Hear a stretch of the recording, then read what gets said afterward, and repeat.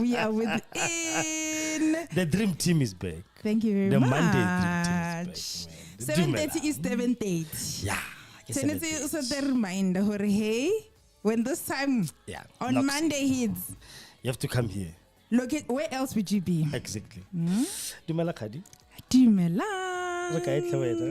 Ke monate wena. Ke shapo gore wena batho modimo. Hey, yeah. We're happy to be here. So happy to be. How are you feeling? I'm great. Is You know, I'm it? wearing my red t-shirt today. Yes, That go means- joining ready, Comfortable, do you see the yeah. effort? Pila shoe. Thank you very much. Yeah, there she is. Karle Afronyana. Do you see Mara? Le poster in a image. Matchali poster, matchali outfit, everything. The combos are communicating. Do you see how serious we take this show? Of course. Please. You should take it serious as well. Coming to you live 100%. on www.khosifm.co.za, www.holdings.co.za/khosifm/. Yay. The number 064 548 7076 069 692 4788. These two numbers. How about the world today? Please talk to us. Hey, that's what they can do. Ashiwe no more. Honali voice note, honali question, honali comment. Whether you're streaming on our website online, or whether you're streaming on Facebook or YouTube, you can comment there. Yes. But if you have anything to share, use the number. Why, It's man? right there. Yeah, so yeah, it's a Monday. So you want those political heads to be put on. Like she said, we are streaming live my Facebook page, which is the YouTube page, the quizzes on a live show. Yes. And the Facebook page, you just go there. I can see some people have already tuned into both platforms. Dumelang, Ache, Abusheni, There we go. Saubona, hello, Hey, Thompson said that stop those things. Those things are not supposed to be Okay, said. Dumelang, hello, hi. Do not do Sunny that. Bonani, Yeah. thank you so much for joining us to the. Wait, I noticed the ring. It was like KK Politics Show. It has such a nice ring to it. My Welcome one. to the KK Politics Show. Thank you so much for joining us, where we talk about impactful conversations, fixing the country, one episode at the time. Exactly. So those who are watching on streaming, as you said, you're streaming live on YouTube and you're streaming live on Facebook as well. So please comment there. Tell us what you think about today. If you are streaming, you can see at the bottom of the screen here, what you're talking. Finally, Ramaphosa finds his voice. I didn't want to say the other one I told you about last time. Yes. That's going to be an impact. I should have used that one, but it's fine. He finally finds his voice, that is Ramaphosa, in Parliament last time, and then we talk about Piers Morgan. Yes. Piers Morgan's interview, the four panelists from South Africa, Barki Bankana, Sophie Mukwena, Gareth Cliff, Enals Ruzili, Dan Koda, We're definitely excited. Like, that boy stood his ground. He stood his ground. He was so passionate and he came prepared. Like he did what we were kind of hoping to be done at the Oval Office, but it's fine. You know? But what I'm happy about, we're actually going to put the white genocide to rest today. It's done. Push the same narrative. It's been said over and over, and that debate as well by Piers Morgan I think it closed everything closes down. it. So we're wrapping it up. Then comes there's somebody we pizza Kagatu. Yes. He calls himself a car guard in the US. Hey, Julius, like that video thing. Yeah. Those who are watching on screen, you will see it. Yes. Yeah, Julius, he's a truck. I'm like, who does it? Yeah, some people, but some people want to issue. Prove a point. Issue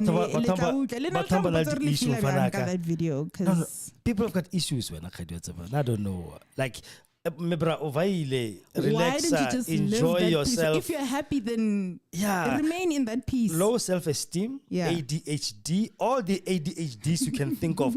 That person is suffering from those things because there's no way in heaven that if you're living the good life. Yeah. You always have to now You're not talk going to drag Julius Malema somebody and say to him, to throw it in their face. If you're truly living a good life, you don't even feel the need to put it in people's faces. You don't do just that. Enjoy. You enjoy yourself. Yeah. Yeah. No only pointers I'm improving and I get We're going to come to that. So, yeah. And then Black unity, but Yes. something just been burning inside me on Akadi for a very long time since the elections 2024. Was it 2024? Yes. Where Last there was one picture they took it by its more 60 more, and what they did was it was different. Shame. It was maybe like a coincidence picture, to be honest. So it was all political parties, members, ECDP, UD, got different T-shirts. Yes. And they took a picture, and I'm like, look at that. Do you not see Different color T-shirts, one black skin? Like that should actually say something to you. It tells you a lot. But really? Yeah. Do you really have to be so scattered? Exactly. So and it let's talk talks about again that issue of inflicting diversity amongst black people. Yeah. For once it's done because we You know really what? are the majority in the country. You heard what John Steenhuisen said, Oval Office. I joined with the ANC just to keep these ones out of government. Just to make sure that they do not have power. Other black people like yourself. Yeah. Stop identifying ka color T-shirt how. Yeah. A black person, they don't care about the ANC Yeah. or UDM or the IFP, whatever. Yeah. So long as you are black like them, you are black. Absolutely. And I feel like despite whichever political party you favor for or vote for, Yeah. at the end of the day, your values and your moral values should always stem for the black people, Exactly. empowering the black people. Exactly. So if ka follow aba and they're not like striving for the empowerment of black people, then it doesn't align with your moral values. You know, like prioritize. Shapo, give DA, but at the end of the day, we need unity amongst black people. Yeah. We're going to talk about that as well. We're Those gonna DA talk members who about are that. on show with that. Marinwe, Yes. before Rabo. This show is brought to you by Sohwana Medical Services and Clinic. They are a private clinic situated in number 70 Tuefengesgras in Westview, Danville. They specialize on the following: primary health care, ailment diagnosis and treatment, including medication, wound care, family planning, well baby clinic, basic ultrasound, laboratory blood services, treatment of chronic illnesses, treatment and management of patients on ARVs, wellness screening, antenatal clinic, HIV services and counseling. They have a pharmacy on site and they are doing CCMDD services as well, OHS clinic, circumcision clinic and abortion services. Their cell phone number is 064 548 7176 or 071 422 8576. Again, the address is 70 Tuefengesgras in Westview, Pretoria West in Danville. Cell phone number again is 064 548 7176 or 071 422 8576. Yes, that is your our sponsor for today, Sohwana Medical Services and Clinic. Kibona the Bahabate cash, I just medical aid you what go today. But when I pay people just a squat, they don't take medical aid, they only take cash, 350 consultation. And then if you get them in their pharmacy on site, you buy and then you can go home. It's fine. You go away. Scoring 350, then paying when I do patella. Patela 750 then work up Panadol Jackson Fanak. Things that you can buy for like, $50 for both of them. Oh, great. Sort of what a bargain. With that. Come on. Yeah. And a bond. You guys. And a bond. The other one, if you got a business as well, want the same thing, like what you just did now, yes. Please come here, talk to us. 064548176. Advertisement, and we put it out there. The whole world is gonna see your business. YouTube is everywhere, Facebook is everywhere. We are streaming live. Yeah. Guys, right. make use of the resources that I'm giving. Let's have the resources. Let's have the platform. They're there in your faces. And no matter what business, when that person, I know you're sitting there and like, I've been sitting on this business idea. Oh, you wanna do a podcast? Exactly. Come, talk to me. From scratch. Our artist, the musician, there's a studio. Yeah. Great facility. All right. When I can do it, yes. Our very own cupcake. Betuna. I was so proud and happy when I saw this video and how much he was really. This is what baffles me. When we talk about presidential talk, right? Somebody said something to you, then called. It was no, Penwell. Okay. The Black Pen. I was watching one of his segments. Okay. And Rob Herzog. Rob Herzog went to PBD podcast in the US, the biggest podcast there. Okay. He lied about everything. There was no black people in the Cape when the white people came. Mandela was in the wrong party. You know, all that nonsense. Zuma had his own people there to steal. And then this guy was taking step by step. Yeah. And then he was debunking one each.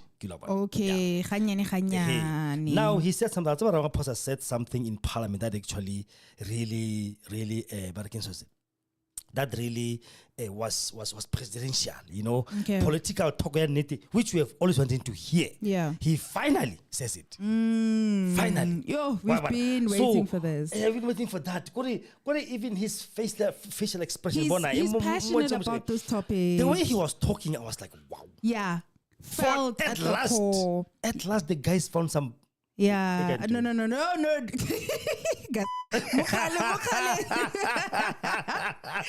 He finally found those. So I have a prompt right now for the people listening. Right. First prompt is, what are the requirements that you feel are needed for our presidents, our politicians, our political leader? Here is our very own president, who is going to display such a great way to represent the country as a president. Finally. This is what we hope for. Finally. So we're going to get into actually, how do we feel about what he said? And in essence, what are your opinions in terms of the requirements when it comes to our political leaders? Yeah, for being a politician and to be a president as well. Do you think we need doctorates? But that will come after this video, so we can just gonna mix everything. Yes. Wanna mix everything up. Also, right now, do you think this thing, you know? How do you feel about our current politicians, and what reforms can we place at the stage to cultivate better leaders? Yeah. So let's get into So talk to us, Bakhethu. Please, those who are watching on YouTube, and I can see there's a lot of you, please look on Facebook, please comment down below. We'll read your comments. If you want me to call you, want us to call you now in studio, or we're now live. That would be nice. 064-548-776. Send out WhatsApp on Kosi kina mamang. Call me now. Frenzy. Frenzy. Showing love. Showing love. Thank you, friends. Thank you. You're the man. Thank you so much. So send us, please, all those beautiful love, whatever little bit saying. I see another one. First prompt. Yes. All right, I see. All right, so do that, Bakhethu. 064-548-776. If I mean to call you now on studio, that you can be able to talk live on air. Let us make you a celebrity for a minute. Kosi FM and Kosi TV. As you found. Say that. Thank you. Let's send out WhatsApp. The reports, and then we will do likewise. Yes. So I can remember this one. Ramaphosa was in Parliament answering questions, but I think it was in NCOP. Was it last week? Answering questions, and then he came to this point, which I loved. Yeah. This is the part that matters.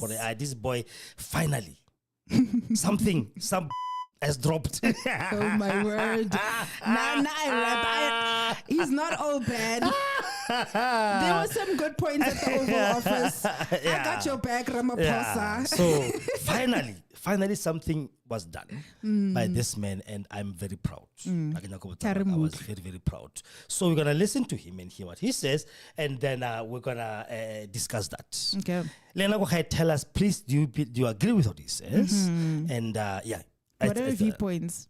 Yes, let's take a listen. This is what baffles me by those who are opposed to black economic empowerment. I say, what do you want to see happening? Do you want to see black people continuing to play the role of laborers, drawers of water, hewers of wood, and consumers only? Why can't black people be made to own productive aspects of our economy? Why can't they be rich as well? That is what needs to happen. Because it is when they get to that level. Dr. Mulder, you look at the Afrikaners, the history of your people. If you look at the history of your people, they were held back by the English. And with later days, they were enabled. They became more and more economically empowered. And they became economically empowered due to the policies of apartheid, the laws that were put in place, the sweet deals that they were given, and they started getting more and more into being serious economic players. Why can't the same be done for black people? Why? And this baffles me. Really, I don't understand it, because to me that is the normal thing to do. You need, as a nation, to say, this group has been disempowered. It's been disempowered, we need to empower it.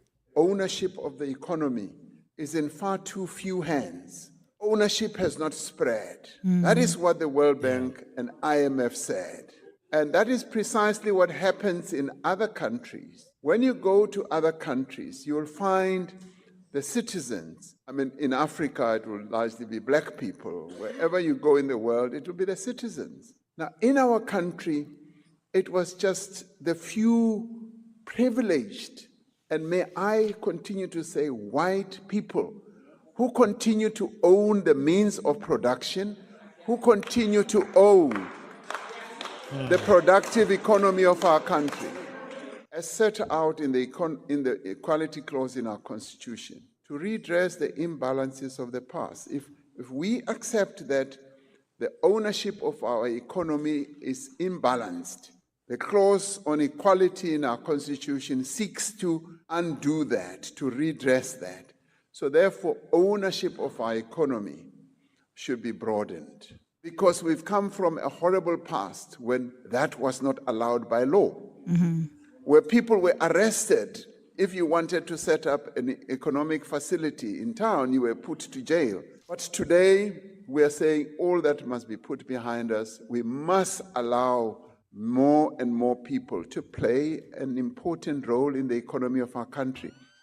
Yes, and Monan, hello guys, welcome back to my channel. So Helen Zille was like, Afrikaners took all opportunities very seriously, educated their... All right, that one we're going to come to it in a minute. That's another conversation. That's another one that we're going to talk about. Yeah. And then, so, Khadi, there we go. I see you've got a comment there. I think it's like leadership, right? Okay. All right. Akits, talk to me. What is your opinion about that one? What did you think about that one? For one, it is so great to see considering that we're in a system where we feel like, not even we feel like, it's just, we've been made to look like or feel like we are not good enough to be vocal about such things. And having a I feel like there's so much great power in having a president speak so loudly and proudly about the fact that the Afrikaners were given the opportunities and having the systems in place to uplift them. Yes. But when we have race-based laws, now it's a problem. It's a prompt. I like when people address certain things by asking you a question. Yeah. For you to actually think about it, Hori, this was the case for white people. Why are we having a double standard? Why can we not have the same benefits? Why now are we feeling like race-based laws are problematic when they've been there, and right now we're trying to right the wrongs? Yeah. Right. Whatever people, maybe people must understand one thing. Yeah. There is nothing called a race-based law now. Okay. And I'll tell you why, Kiribia. Okay. Race-based law simply means I'm excluding you by race. I'm not redressing by race. Before, people were excluded based on race. Do you understand? Now, people are redressing based on race. Yes, the context is different. Exactly. So, Harare race-based law, we are prompting what AfriForum has been saying to Trump and everybody else. Okay. It's like now there's a law against a certain race. There's nothing like that. Okay. There's a law I see that's what you're going to saying. uplift a certain race that was against a certain race before. 100%. So, haven't about a race-based law? I guess we'll work on because there's nothing like that. I mean, race-based laws in the sense of it specifically says black empowerment, like BEE, Yes. right? It does not say EE maybe just to say like Employment Equity Act. That's different because that includes the disabled, gender-wise, no sexism in the workplaces. But right now, we are focusing on uplifting and empowering this specific groups that was impoverished and, that needs these laws in place to uplift them, to also make them key players in our economy. Yeah. So when I view it, I feel like we shouldn't look at this term race-based law as a problem. It's just that they made us feel like we need to defend it and say race-based laws and feel a type of way about it. Yeah. We need race-based laws. Of course. Like let us focus on this group of people that did not have the opportunities back in the day. Let's now give this specific group of people. That's the whole point. That's the whole point. It's like the disabled people as well. It's like the maybe having too many males, then not enough females in the workplaces. Yes. Let's focus on women. Let's focus on the disabled. Let's focus on the black people. Yeah. Let's not shy away from the fact that focusing on a specific group to help them is wrong. And what's about enough for this one? I think it was still a cop-out because it was not much aggressive or more radical than it was supposed to be. Because why do we still want to make it sugarcoat and say, oh, it's women and disabilities and whatnot? Yeah. Why not straight black people? Okay. Much as it was so brutal for us before, let it be. We don't know. First of all, Harare, they mustn't go to schools. Yeah. We're not saying they mustn't do business. We're not saying they mustn't stay in suburbs. We're saying now you're gonna whatever that you've created for yourself. Yes. How to enjoy the one? Yes. Because you did that at the back of somebody else. That now you're going to empower. Remember, Mrs. Zwane's man in charter. That really made Muslim money stand up and become the real DA leader who's black, telling us about, hey, investors gonna go away. We can't do this. Hey. My man, Musi. Hey, I hope you are watching. And as they're gonna take this leadership of yours. You understand? The way they were so up in arms. The very simple clause. One of them was 30% of every mine in this country still operating must belong to the black workers of that mine. What was so wrong? What's so about wrong? that? I don't get it. Why are we trying to rid policies that are trying to right the wrongs? Yeah. The wrongs have already been done. Sharp. Some people are finding it harder to forgive, but at the end of the day, if we want to move to a degree, forgiveness needs to be had, and we need to put these policies in place to kind of make up for all those years of hardship. We mustn't even be apologetic about it. We must do it aggressively. It was supposed to be aggressively done. But talk, they must feel it. No, you're not. They are crying inside their suburbs. They are crying inside their little homes in their business. Look at that race-based law. It's inside 1 billion profit that day. Look at this race-based law. It's baffling. Who are the people complaining about this laws? The people that are comfortable, the very people, and it doesn't even affect them. Exactly. So that Ramaphosa shame. Now I want to thank him for that. Thank you so much. A round of applause. We need to give a very big. He did something. I hope to God, to be honest, he means that. Ne? Now on this one, I support him. Blind. I support him. Again, with everything, Saga, thank God, at least he finally found something that was hidden up there. It finally came down and dropped there. Oh my gosh. Yeah, sorry about you. What do you think? Do you believe and agree with what he says? Yes. Or what do you think? Because we 100% agree. I'm like, what a great moment to really speak on matters and ask, why are we trying to fight against something like this, right? And we're going to get into Helen Zille's perspective, who is complaining. So essentially the reason why they're taking this law to court is that they feel as though this law is now forcing the companies to accept black people who are not qualified. And now we're dropping the standard of our economy. And which what people are qualified? Also, my point is we have so many qualified black people, so many graduates that are sitting with their degrees who know exactly what they can do. Like, they're equipped for this. My question is, where are you guys looking for employees? Because if you feel like, guys, we're forced to just take black people that are incompetent, where are you looking? Because we have black people that are qualified, that you need to put in. But beside, and there's a lie. No private company has ever hired anybody Who's not especially qualified. black, who's not qualified. There's no way. That is a lie.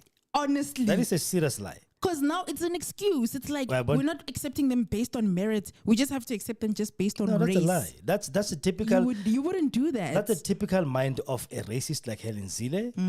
But what DA? She's not racist. You. I don't want. This person is racist. This woman is a clear, pure racist. Shame. Kisono ka baba sa batlang go bona racism ya hae. You understand? Yeah. It's like it's really sad for you as a black person. Let me just talk to my black people. Where's my camera? Bakhethu, a re bue Setswana yano. Balebele matlo. Ba tshwa matlo wa mpone ke now. Why is it another one thing that I hate is self-hate. Something which apartheid did to us, Yeah. and including different color t-shirts, one black skin. One thing that apartheid did to us was to look at each other, ourselves, as Yeah. different. The moment they went out there and Yeah. they created homelands based on language, Yeah. the moment they created townships based on tribe, you understand what I'm saying? That was the time when they wanted us to be different from each other. They wanted us to see each other differently. Hence, ha EFF a march against VAT. ANC claim it supports UDM, whatever. They won't join because ki EFF. Do you understand? Not because it's something actually we are fighting for as black people, but because our different t-shirts are telling us, no. You cannot go. This war between them and MK. But Hasna Floyd that's my echo MK Jehovah. He left with his own reasons, and everybody has. It's not us. So we cannot have that kind of a thing. Yeah. No. That's our. There's no difference between us. Yeah, like democracy really helped us a lot when it comes to, okay, we're going to have political parties, we're going to vote for the people that we want. But I guess the negative aspect is the diversity that's happening right now. Or the division, rather. The worst thing was, remember the Bella March? The Bella March, what we saw, what we saw in the Bella March, we saw white people across all parties that they have in this country. DA, Front Plus, Solidarity, AfriForum, and all the rest. But very orange t-shirts. Yeah. They didn't see any difference between themselves. Bali Mola, Bali Bisba launched a bill that says your child and their child can be in the same classroom equally. Yeah. So, do you understand? And then we saw some black people there with blue t-shirts, holding signs, stop Bella. I'm like, Emran, do you know what the Bella Bill means for you or your child? The Bella Bill simply means one who will go into a same classroom, being taught in English, not Afrikaans, getting the same education that like another white child, without being told, oh, no, there's an Afrikaans class and there's an English class. Do you understand what I'm saying? But because my t-shirt says to me, no, I'm different from the yellow ones or from the red ones, from the this, then I have to go and stay with the whites. Yeah. I support, you support something which is against you. Yeah. Regardless of who you vote for. Yeah. You understand what I'm saying? So that really is we need to introspect ourselves. Yeah. It's like we need to it's like joining in a march with the DA who are fighting against this BEE law as a black person. It's so saddening. It's like, how are you fighting against your something own which people, something that's supposed to help benefit you? Yeah. Then the reasons how it was only the top working the connected elites. I heard yes. So this is the complaint. Okay, this BEE law it's great on paper, but it's not well implemented because it's elite people who get to benefit from this. And I say, if that's your issue right now, the implementation, then deal with those, the corruption that has ruined the policy. Don't take away the policy in itself, right? Because you'll be having black people fighting against this thing, saying, remove the whole policy. You see, Hemen Mashaba, before he became Hemen Mashaba now, before he was the man that we love today. Yeah. This thing's not good for people. Marian is one of them. But now he has come down. He has come down to earth. Whoever sponsored him, this person is black. So that when I had really comes down to us. Let's just listen to what Zile said. Yeah. Zile mona are Afrikaners took all opportunities very seriously. Le utlwe pila Twitter ga Zile ne. Just that utla ke tsoreng ka speed ke ba le pila. You can press play and then it continues. It's going to show the other tweet, so you can. So that people can be able to see as well. Yes, and here.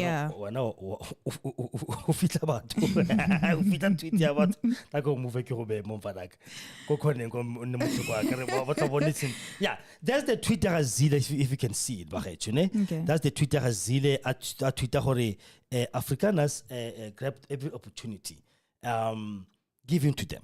You understand? But then she failed to unpack one thing. Those opportunities were given at the expense of who? They were given. Yeah. They didn't work for them. They were given to them. That's the only thing.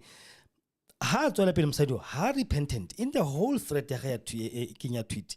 The family must first first thing you need to fix is the family. Education is good.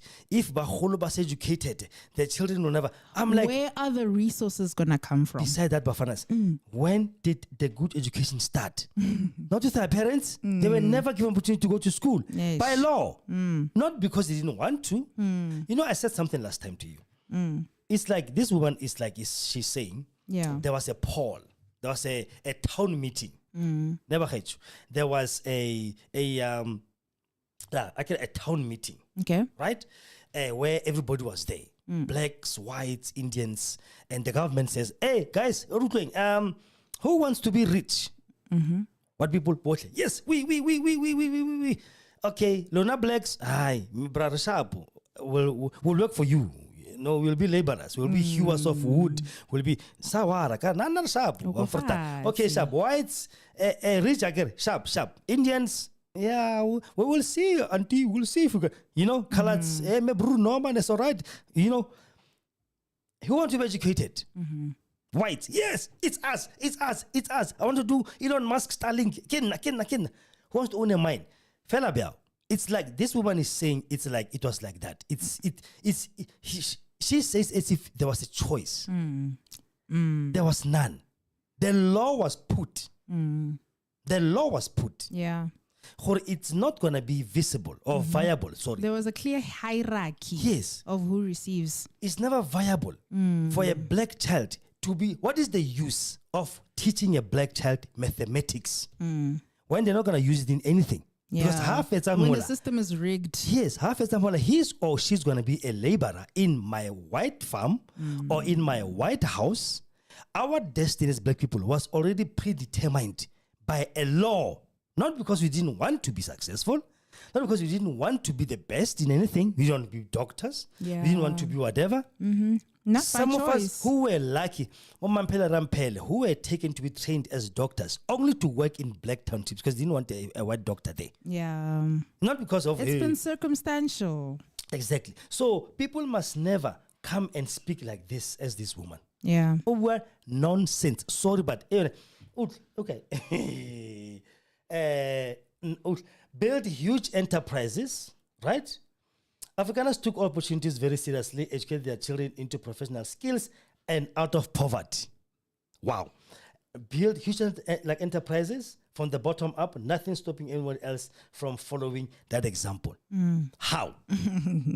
Who owns the economy today? Exactly. Huh? Who does? Hence why I'm saying, where are the resources? Where are they placed? Understand? Who? How do this woman? Over as if she's this ignorant. Yeah. And it's about Yeah. But because she wants clicks, she wants debates like this to happen for her, she's gonna go and do this thing. Remember, I beat up people from the Western Cape refugees in a country as if Western Cape is some country on its own. You understand what I'm saying? For her to say that, that's actually an insult to my parents, who has actually died very poor because of the system that was put there to make sure that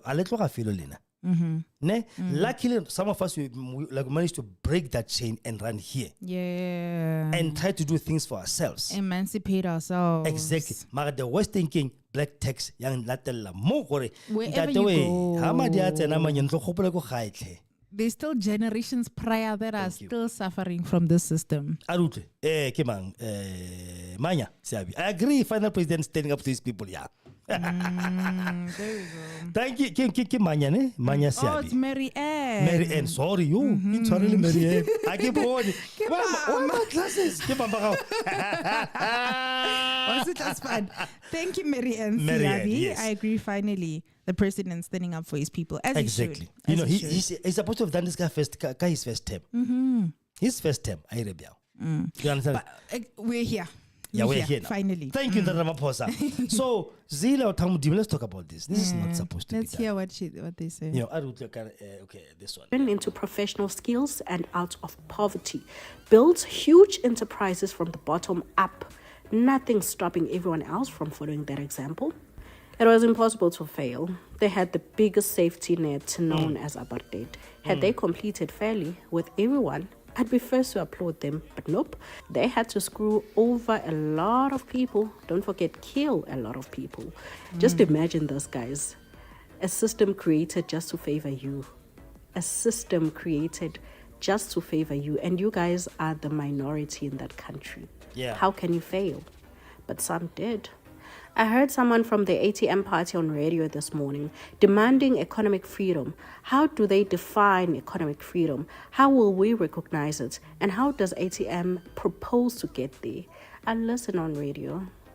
You know, the funny part in all of this is that these people, this party is the second largest party in South Africa, meaning they have a lot of black votes. The people that have made it very clear that they don't believe in equality, that they don't believe that BEE should even exist. I cannot believe now we have to revisit as to why the BEE. Oh, by the way, to those that don't know, BEE is basically, Black economic empowerment that was said to readdress the economic inequalities created by the apartheid. To basically promote black ownership, employment, skills development, and enterprise development. Now, some white people are not happy, they hate BEE, obviously because it doesn't favor them. They've had laws in place that only favored them. This one was like, no, Helen, they committed one of the most violent, brutal oppressions of the 20th century to achieve what they did. Afrikaner rule was declared a crime against humanity by the UN, and you want others to follow their example. F you. So basically, Helen's it is just like, listen, man, when we were given an opportunity to empower ourselves, we took that opportunity. Mind you, Afrikaners or white Afrikaners, they are the minority in South Africa. So they were destined to prosper. Had they not prospered, it wouldn't have made sense. Then maybe it's time that we also implement our own apartheid as black people. Maybe we shouldn't have asked for equality. No. Maybe we should have asked for revenge and implement the same laws, the same apartheid laws they implemented. Maybe the issue was forgiving people that never asked for forgiveness. So the saying goes. Now remember back in 2022, this story was very big. The student, this white student, terrible things are happening in South Africa.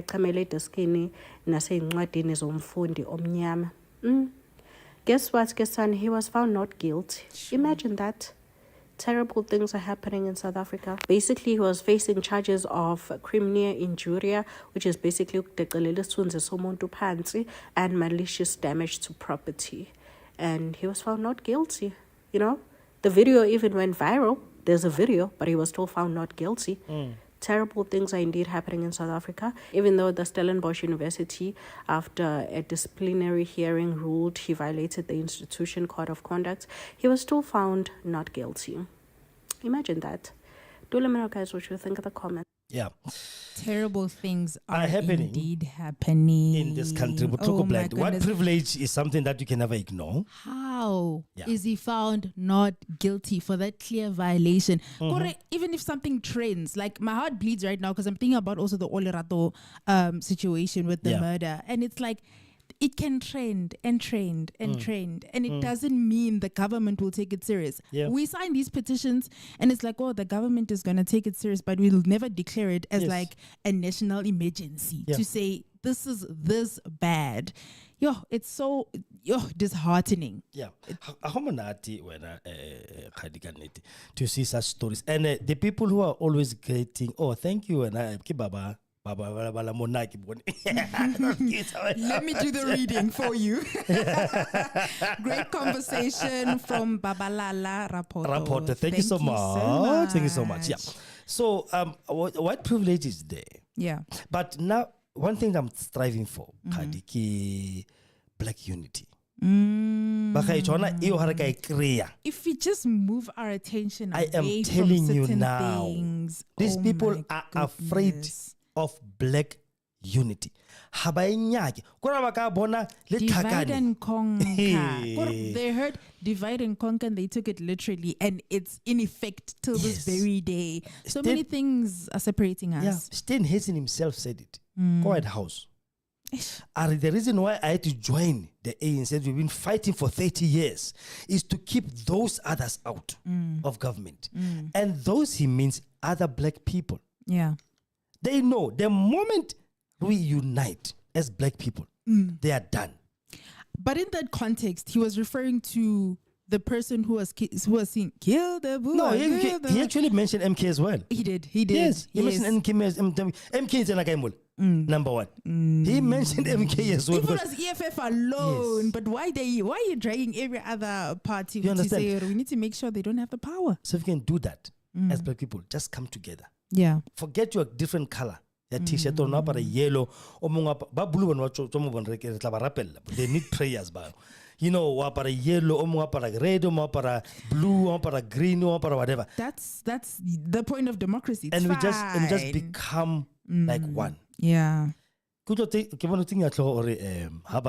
we should have done our own apartheid. I'm like, Why? guys, what's the point we are wrong? What's where it's giving an eye for an eye. It makes the whole world blind. How do we move forward from that? How do we build? Because now we want to break the next person in order to uplift this group of people. Yes. I don't find that constructive. Do you think so, guys? Talk to us. Please. Do you think we should have done our own apartheid? Pila have our own apartheid. And now I agree. We should have. No, because Oval Office, that's the narrative. They're saying, what you guys are doing, this white genocide, it seems like Kirvesi apartheid. So and we're what? saying, no, it's not that. So it's what? far from that. So what? And that's where the real issues are going to start. Okay, the question is, are we really going to have a racist tell us that we cannot undo or we can't fix what they've broken? I like what you said, Kosi. Fix. Yeah. Fix How it. do you fix without breaking? How do you make an omelette? How do you make an omelette? How do you make an omelette? No. Are you supposed to break some few eggs? Thank you. I don't like that analogy. No, you can't. No. Like last week, I gave you an analogy of how PE is supposed to be. Got the race of people. That I 100% agree You with. understand what I'm saying?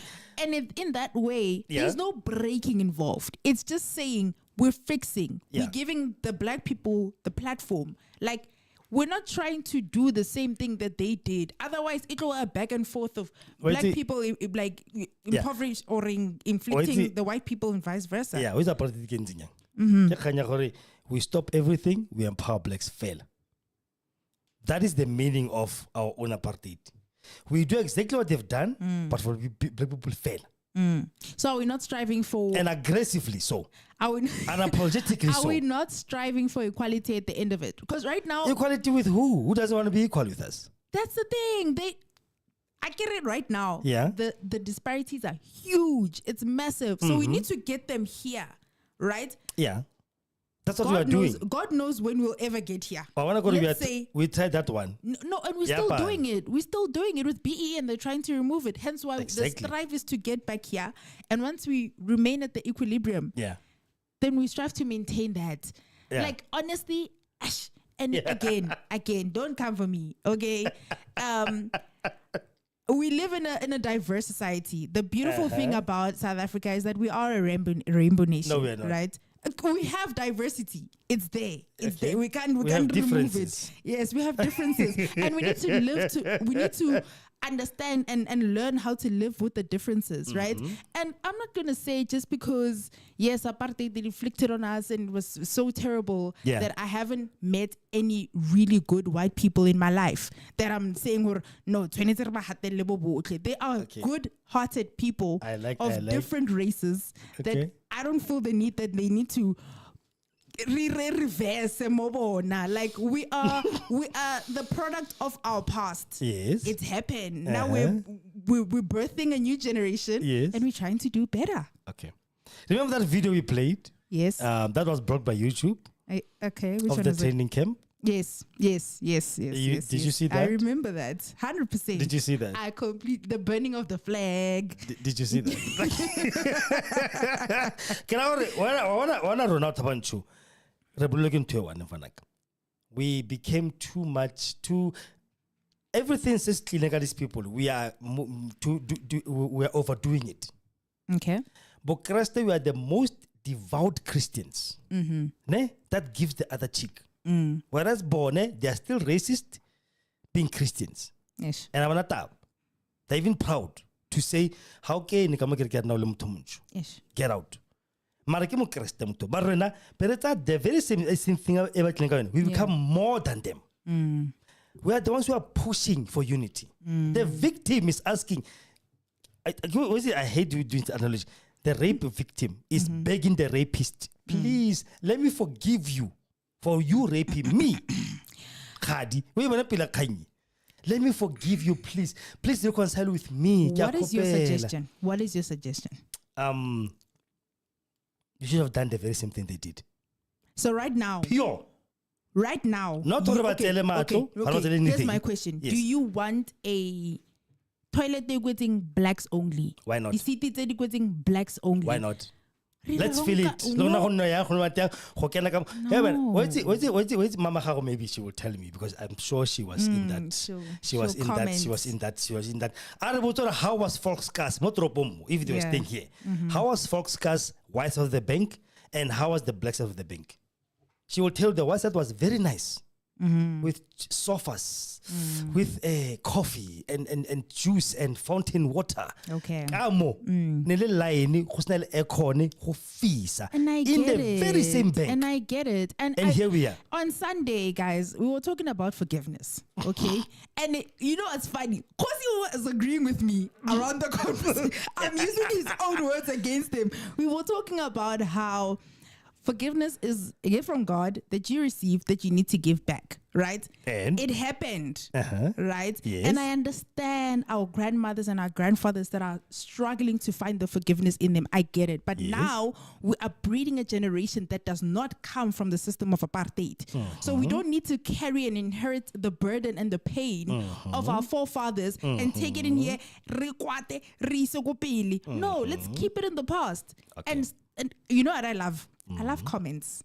Please let's read this great comment by Baba Lala Reporter. Thank you so much for commenting.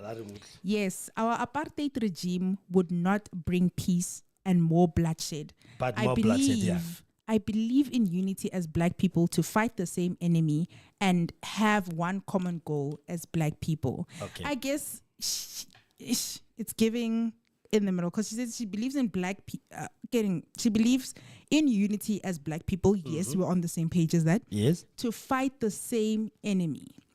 Okay, maybe you can elaborate in that sense because Kosi's version of fighting the same enemy. Apartheid. Are we bringing back apartheid? Okay. Let's prompt that question. Let me read this. Yes, our apartheid regime would not bring peace, but more bloodshed. Yeah. Which is I will justify that. 100%. I believe in unity as black people to fight the same enemy and have one common goal. Thank you. Oh, this is the different color t-shirts thing. One black skin. 100%. Yeah, yes. No. Let's debate the first part. Yes, our apartheid regime will not bring peace but more bloodshed. Thank you. What is your point? My point, Corey, maybe that's what we need to do. Do you want more bloodshed? No, mfana ka mfa chance ke Okay. ke align ke ne Okay, go for cobrisi chance. ke align ke align. Kabo massive. Yeah, have a massive, Thank you very massive much. alignment. Sheba Mfanaka, the question is, did they ever ask for forgiveness? No. Okay.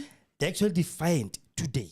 Can we really generalize? Can yes, we really generalize? yes. Surely- There is no good white person. What? That's how it is because they all benefited on the very same system. That's not fair. equally. Wana mutho muncho no lekhoa. There was only one black white person like Mratang. What's his name? Carl Niehaus. Okay. That man said Akinyaki from a very young age. He went to the jail. thing. He was even put on a better jail with other whites, trying to make him feel what you are missing out. Come back. It's like Akinyaki. Up until today, he still stands with us. That's a white man I can say, not all of them. 99.9999 As long except as that we one. have that 1%, it Jesus. shows that not all of us. And I want to give us, go back to that example of the kids, right? You have a black kid and a white kid, wabia in like a playroom, Yes. right?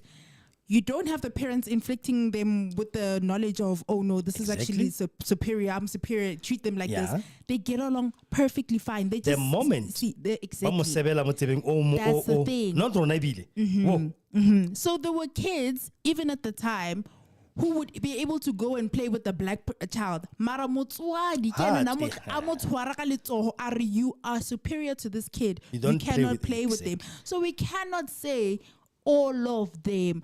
They were given, instilled these. The parent, not the child. The Mara, parent. it's still a white child. So all of them. The kids didn't know nothing. Okay. But the people who knew something, which Yes. were adult white people. Yes. All of them. That's why hatred, it clear from the very top up until today. Yes. But it's How not did it come to these kids who are now old and spewing it up until the other people come Okay, class? I want to pull a 360 and flip it to say black people, right? So the opposite in white people, they were instilling their apartheid views onto their kids, Yes. right? Black people were suffering and have hatred for white people, and they moving it to the other generations. How are we having hatred to white people? Because they should have been dead by now. If we're hating them, Mama, so in their kitchens cooking their food. They would have poisoned them. And There I was get hate it. I there. get it. The anger and the hate was there, Yes, right? the hurt. No. The hurt was there, not the anger. Okay. Because if there was anger, Bafana, and hate, to be honest, we would have poisoned them. My mothers were cooking their food every single day. But because of fear, the house slave mentality was imparted on our parents. You depend on me to survive and your family. So if I die, hence they were sitting there. In that case, I love that you moved it from anger and hatred to hurt. Yeah.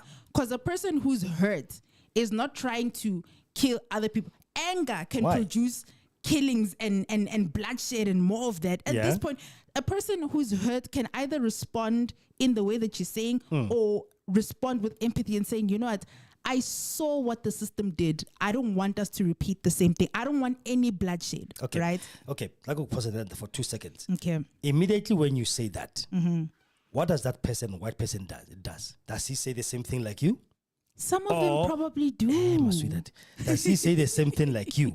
Or they go and empower themselves more? They empower themselves more. Yes. They take their kids for training. You saw the video. They go there. They go to shooting ranges every single day, preparing for something Yeah. that they wanted to happen before they fail. By the way, we are dealing with people who are unrepentant, Kadi. I understand when you are born free shame, you don't understand anything else. And I respect that. I'm not even undermining you in any shape. They never asked for sorry. They never said, Kosi, we are so. They never. I really feel like, as much as I can't speak for the white people now, I can't speak for a white person and say, do you want to? They were repentant Yeah. or not.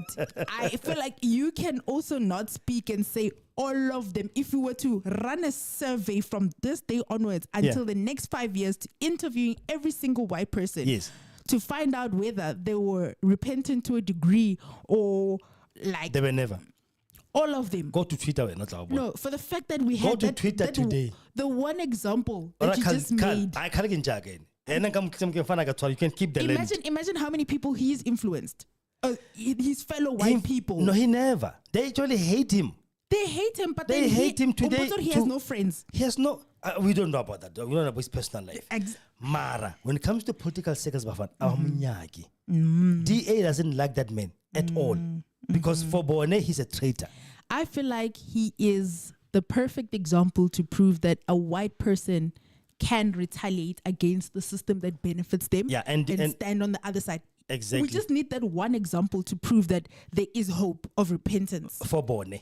Not for us to now say, oh, at least we want all right. So we all have to now follow and say all of them are okay. No. Yes, we don't have to say all of them. But as long as we know that we're working with people who are repentant, who actually are like sorry about what happened, and are willing to, once we uplift the black people and kind of get to a state where there is equality, we're going to keep it like that. Okay. The question, Kie, did they ask for forgiveness now? Tell us, please. Yeah. Because they never said sorry. Yeah. Hence the clip said. They never said sorry. They never said. What's it? What are they saying next week? Yeah. Next week. Can I next week? When this guy, this person. This boy. What about him? DA. He was supposed to come in. Then the host. Okay. We're gonna review host next week. Okay. Then you will hear exactly what every white person in this country is thinking, but they just can't say it with their mouths. That's the problem. We're gonna get all his videos, the new ones, because he's got a channel as well, and he's doing live shows and stuff. We're gonna get those videos. We're gonna review them one by one. Khosi. Something manya maburuamu Denville. One of the groups. When one of you make a mistake, Halemo call it to order as white people. You keep quiet. Yes. And then we are those who are shouting and say, you can't do this, you can't do it. Lona legitimate because you agree with him. Subconsciously, you are agreeing with the person to say right. Some people are just cowards. White people who are not calling both hosts to order, say, not in my color or my name. But what if you're fearing for your life? Or what's gonna happen? So you just cowardice. You're just fearful. You just chose not to speak up because you really the whole we nation. Call them a coward, unlike saying they agree. But that's conclusion.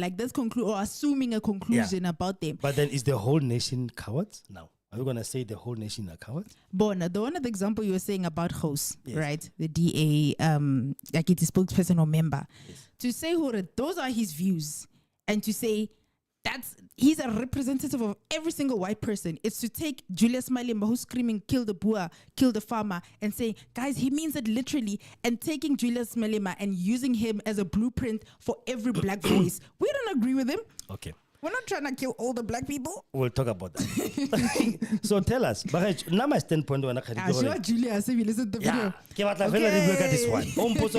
Yeah. Yeah. Is this one of the Let's watch. Before we can go to that one, let's talk about this one. Yes. What's it? One thing. I'm not calling for any violence on any person. Okay. But to be honest with you, we are dealing with an enemy that doesn't care. Okay. We are dealing with an enemy, Pila, at the moment.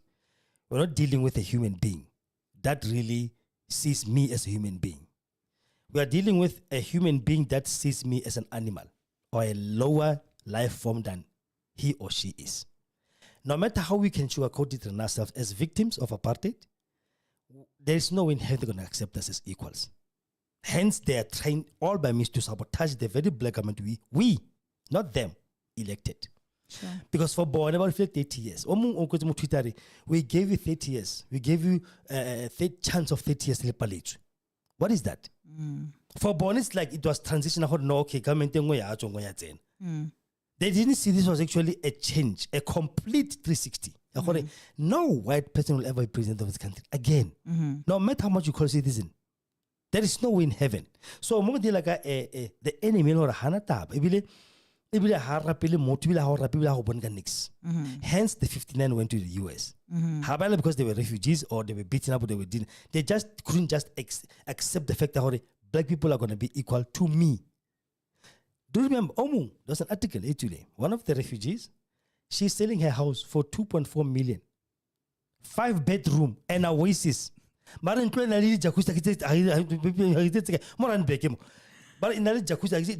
in a pool in 5 bedrooms with all in suits. Yeah. A refugee. Yes. Somebody who lost everything. Somebody who's suffering in this country. Exactly. So she's selling somebody that house who's fearful for their lives. for 2.4 million rent. Now. And we're going to talk about that. In the last Piers Morgan conversation is like, how can a person who's living such a comfortable life be a victim? You know? Like you have money for security and a gate and a dog and all of these things. But anyways, on what Kosi said, please share your comments. Do you feel like there's hope of a equal society with black and white people? Share your comments. And be honest, so that's about that not politically incorrect. Be honest, or yes, we see hope, or no, we don't. Hey, there's somebody kiyo na kadi. Why is that somebody's living rent free in your head? Yeah. Kids on that, it's a horrible moto wila America arenke kagat. I said buika ela wena man. Ela ha frenzy. Comment before this one. Oh, this is about leadership. So sorry, friends. Okay, so it says the core of leadership is servanthood. Yeah. A leader must be compelled to serve their people and equip them to be better than he or she is, right? Yeah. Unfortunately, leadership today is about self-satisfaction. Exactly. And that is absolutely true. And I want us to delve. Oh, spectacular. Thank you so much for that comment. Exactly. We're definitely going to talk about leadership qualities, but yeah. Yano Mutukio Oko America Ariana, he's living the life and but he just can't enjoy himself. Or is it TD Jakes when he was still TD Jakes? Ne? Still TD Jakes. Those who know, they know. You know.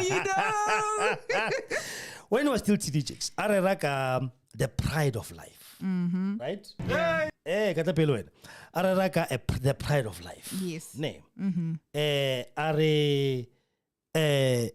Obone Mosadi Araka Koloi Encha after divorce high. Mary, she can't enjoy the car because she keeps on driving it past his ex-husband's house to show him what I've succeeded.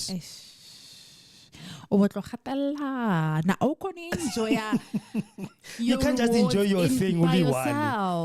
And that's what's happening here. She had to drive it past Mpone. I couldn't around Tala Mpone succeeded. Yeah. Now we have this person in the US. Inele car guard and he's lying. And he was a car guard and he wants to say he was one of the 59 who went there. He's lying because you saw their face. This one I never saw his face there. And also it's Afrikaners, farmers who are supposed to be refugees that side. When what are you doing?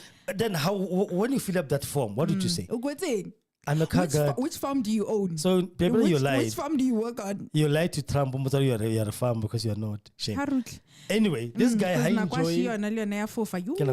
My goodness. Okay. I enjoy his farming. Yeah. He had to do this. Watch. Hey, Julius, it's me, the car guard, the Afrikaner car guard that's sent to America. Now look here. You know this thing is a tractor. It's a John Deere. You know all these buttons. Look at it. Yeah, plenty of buttons. So now, hello. I'm not a car guard anymore. I drive tractor in America. Okay, bye. Hey, Julius, look at me. A car guard from South Africa that came to America. Me, I'm driving big truck now here in America. Look at all those buttons. You see, big truck is America. I drive right-hand side, left-hand drive. All right. Good morning, Julius. It's 5 o'clock in the morning here in America. I just want to show you something. All right, this car guard is living nice, in peace here. Look, there's my lawn. Nice, huh? Nice, nice. See, focal fence. There's the road. See, there's my bakkie. My tools is on the back there. But yeah, it's beautiful, ne? Alright, bye. Della Rey, Della Don't sing Rey. that thing when I'm at it. That song's gonna be in my head for the whole day. Jesus Christ. Don't do that. You're insulting me. Like you're assaulting me, Pila Pila. Yo, is he getting paid? My question is he getting paid to behave like this? There's no way. There's no way. Guys, what is your thoughts, man? Tell us, please. What is your thoughts on because like why would you do that? I'm so speechless to this guy. Like, is he no bona? like No, yeah. Ribitang, ADHD. ADHD. What? Because of why would you, and he's lying. Even the Babalo WhatsApp. Well, I will laugh as well when Babalo, because I can understand. You leave our country. We never chased you away. There was no fanfare. There was no crime people at the airport. Thank you. How can I can tell you can't just enjoy yourself and just leave us alone? Yeah. Nah, no, it's on auto through video man. For Julius. Julius, guys, don't be like, I don't know who his name is, but that's the perfect example of what not to do and what not to be. Because if you're truly happy, you wouldn't feel the need to throw it in people's faces and make a point and, to justify anything. And do you know who actually posted this? Who did? Roland Skuman. Who is Roland Skuman? Roland Skuman is the doper. Okay. The so-called former Argeni 4 times Olympic champion. Okay. 10 times the world record holder. One thing. I doped. In other words, I went on drugs. I enhanced my performance for me to have all those medals. He was cut out from the Olympics because they found he was doping all along. He was injecting steroids for him to swim faster than others and to have more energy and more whatever. That's why he became that. They should have taken those medals back because he didn't win them either. There was this girl, she was black, Mamang Johnson. She was a sprinter. She was running. They found her, she was doping. They took all those medals away from her. Yeah. So where now it's a 4 times Olympian. Roland Skuman is in the US today. He's a South African swimmer. He's in the US now. He sees a color from this doping from the Olympics. He's not trying to be relevant by being on Twitter every day with busy politics. We get a Twitter bus. He's the one who actually I'll congrats to this Kagat for making a life for himself. Wow. Skuman. So when I uba papatela matsogo. There we go. Julius Malema is living rent free in your head. Like he's living rent free in your head. Yeah. Like how do you do that? Umufa power, hey? Yeah. You're giving him so much power. I'm sure Nzimoloria. This is literally Julius' reaction when go over office. He's like, hey, guys, you're calling me a minority partner, Mara. The whole discussion. You had to put an entire screen of me, which is, we're going to close off with that one. I think in the last 15 minutes we'll do that, or the last 30 minutes, I don't know. But Khosi, tell us, according to you, what should it take to be a politician, a political leader, or a president, or a person of influence in this country? What are valuable characteristics according to you? I'll go to Francis' comment. Yeah. He or she sums it up very nicely. He's a he, right? Yes. The core of leadership is servanthood. I don't care about qualifications. Yeah, qualifications in sectors and they need like finance. You can't be a finance minister without having background in finance. Yeah. Finance studies, accounting and all that. Yes. You can't be a health minister without at least being a nurse or a doctor or something. You can't alignment. You can't be a agricultural minister without anything background in agriculture. There's different departments that will require that. But for a president, I don't think you need to be having a doctorate for that. You can for your own good, but for leadership, no, I don't. the only thing you can just have, because remember, President offered the orders mostly. He doesn't really do the job. He gives orders and then he hires people who are supposed to. It's like Gabula clinic, kill a nurse, right? Then I hire doctors to work for me. That's how it is. You understand? I open a clinic. Most of the hospitals they open people are not even doctors. They're just people who manage to open up a hospital here. All these people. Yeah. I can open up an engineering firm, but I would like to. I'm gonna have to try to get to know the business itself. Okay, if this is like this, just upskill myself in all those things. But for me, for a president, I don't think we need a degree to somebody, because most of them. Shame, they have a better degree. But has it below Koba Tunkwa? Yeah. As not 7 like Francis said. And I'm with you. I feel like the qualification itself, I feel like we have so many smart, especially black people, and I want to make this like emphasis on black people. Yeah. We were talking about, for example, that farmer who knows the ins and outs of that farm. But I don't think unalo qualification. I look at agricultural skills in school. Yes. So I feel like it's very important to have an educated president, because you're going to have to represent us in the Oval Office with Trump, who are very well educated, who know how to articulate themselves. And if we're not how many videos have we seen Zuma? Zuma cannot even bulela di figure. How about hey? Favorite as a favorite tag as such, but the poor. It's not about favorite in Fanak. It's about, if you're gonna now relate, and I understand for sometimes we might one thing, speaking English does not make you educated. Yeah. Yeah, 100%. So if he was given a chance to speak in his language, he was gonna see that number monad.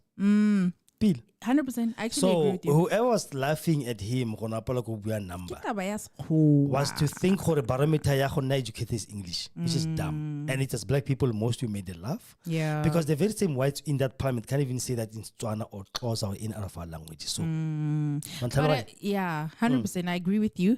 But when I'm laughing because about alignment to your qualification.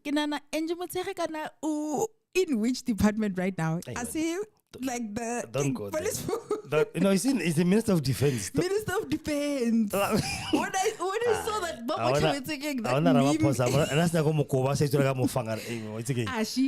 let's just make when you think when you look at that, that's the clear misalignment. How do you go from education to Minister of Defense? That's when you can see that something's wrong. So definitely alignment in terms of your background. Yes. Be educated. Be informed with what is happening. Be involved as well in your community. I feel like if Unofika, you just arrived, you did not know anything about politics, you don't even have something that you stand for in your community to say. You can't even identify a problem that you want to solve. Because for me, I feel like one of the biggest important things that is a common thread amongst like all leaders is a passion for change or finding solutions to a problem. Yeah. Right? It starts there. Once the passion is there, then you're like, okay, you start with your community. No, I don't like the dumping situation happening here or the crime or whatever. And you actually are an activist. You are involved. Yeah. And I feel like your reputation also as well, it needs to go ahead of you, If you have unfortunately like a bad PR, moloring, for example, you have a criminal record, you have all these things, that looks terrible for you as a political leader. Yeah. Right. White leadership does not require education, right? I'll give you an example, a very, very nice example. This other guy, we call him Claudi Motwening. I don't know if you've heard about him. Okay. Name? Claudi Motwening didn't have any did he have metric? I think he had metric only. Or he didn't even have metric, Claudi. But then he didn't have any other qualification beside. Claudi became the COO of SABC. Yeah. Ne? The COO, Chief Operating Officer. Sure. Yes, it's like he was like Prime Minister. Okay. In a way. Okay. Basically ranking a high neighbor. Yeah. Okay. So Claudia Mutwening went into the SABC. Okay. And he changed that channel. Yeah. That whole company became profitable. Yeah. Beyond Yeah. all the years. You'll be surprised what a person without a qualification can do. No qualification. Yeah. Claudio Mutweni. Our artists, they had, that's what about Blondie McKenna, no Batsuha Moba swing, Bozola, Madiazena. Yeah. Sampra Toma Ibereka a photo chat. Because Claudio Mutweni made sure that artists, their music is played in every SABC, every pattern lessons. I remember Kukan Kalagate Jalako Lotus FM. Ow. Lotus FM go Chatsworth. Okay. Le batamo DSTV bukete itla fela Hindi music most of it. Okay. That time Kalagate Jalamo mo Lotus FM. White people, the very one when I want to hey, not all of them, they were against him. All of them. Okay. Including our very own Maimani. Hi, Maimani. That time Maimani can deny Iraq. Disappoint. Oh, since I felt like Claudio Mutweni, I stop putting our country in the bad light. You are always running to show this ugly pictures of riots and protests to the. Have you ever seen CNN showing the best of America now? He was not wrong. He was right. Okay. He created SABC and Core. It's now the channel is gone now. And Core was playing each and every old episode about the Silo ruler and all that. SABC now it's like SABC Plus. They are trying to buy what one. Artists were having, like I said, they were having money. Whenever SABC have to sell, boy Isibai, I saw Isibai go working in Nigeria. Okay. It's like a pitch in English. Isibai, Ekin is like for the first season and all that. Yeah. Go to Komusanti, but I watched it there. That is a man with a vision. That is a man who is a servant. A man who knows what they are doing. Yeah. Qualification does not really take you there. Yeah. Qualification must give you the framework of something. Yes. How a nurse or how a doctor, when you are performing surgery, for example, when you go to train to do circumcision, we have all the step by step. You hold here, you do this. But how and the vein is ruptured. There is no time to go to a book. You have to deal with that thing there. You and have there. to know. You can't be a minister of finance and not have the knowledge. You around understand? it. So it depends. Because I feel like you're being an advocate, you're being an ambassador, and some of these things come here. You're born with leadership skills. Exactly. Right. So most of them, they think educated, no, really. No, it's not shame. We have seen Claudio Mutweni. Yeah. The only problem is my man. They ran DA Kauri, he's not qualified. Sure. John Stein is another metric. Another story for another day, it's fine. They ran Gadathor, how qualified he? It was terrible. Do you know what happened? They removed him. SABC retrenched people. Chelteao. Sakina Kamwendo. One day I'll look for that interview. Show. Told interviewed Cloudy. You know, Cloud trying to, this got you questions. Cloudy, do you know what they said? There's a studio now that you built. That is a white elephant. And whose fault is that? But talk, life on air. In the morning life. And okay, Sakina, whose fault is that? Why when I was here, that thing was working? That studio, Sakina, was in an in-pitch studio, cameras. Yeah. That SABC is the first of its kind in Africa to have an in-pitch camera. Where you can capture the ball hitting the net, live visuals, and where it's VAR, this is to VAR, where you can rewind and say live TV, and an educated person. And I feel like I remember most of our political leaders back in the day, they come from a system where they didn't offer them the education. So they had to just have the willingness to do this and get up and do it. So, but I was really impressed to find Ramaphosa actually, he studied law at the University of the North. He has his LLB. He was in student politics. He was detained for it for a couple of months.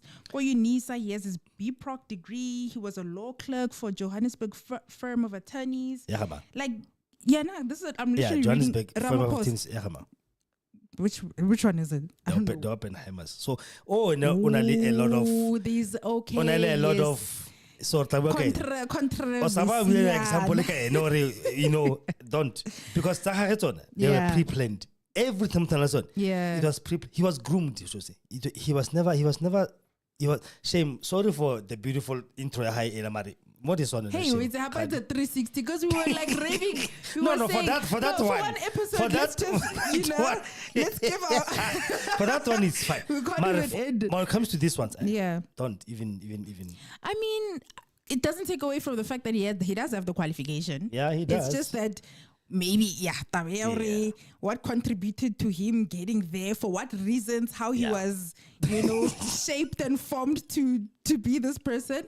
But yeah, I see how to a degree the education is necessary here and there.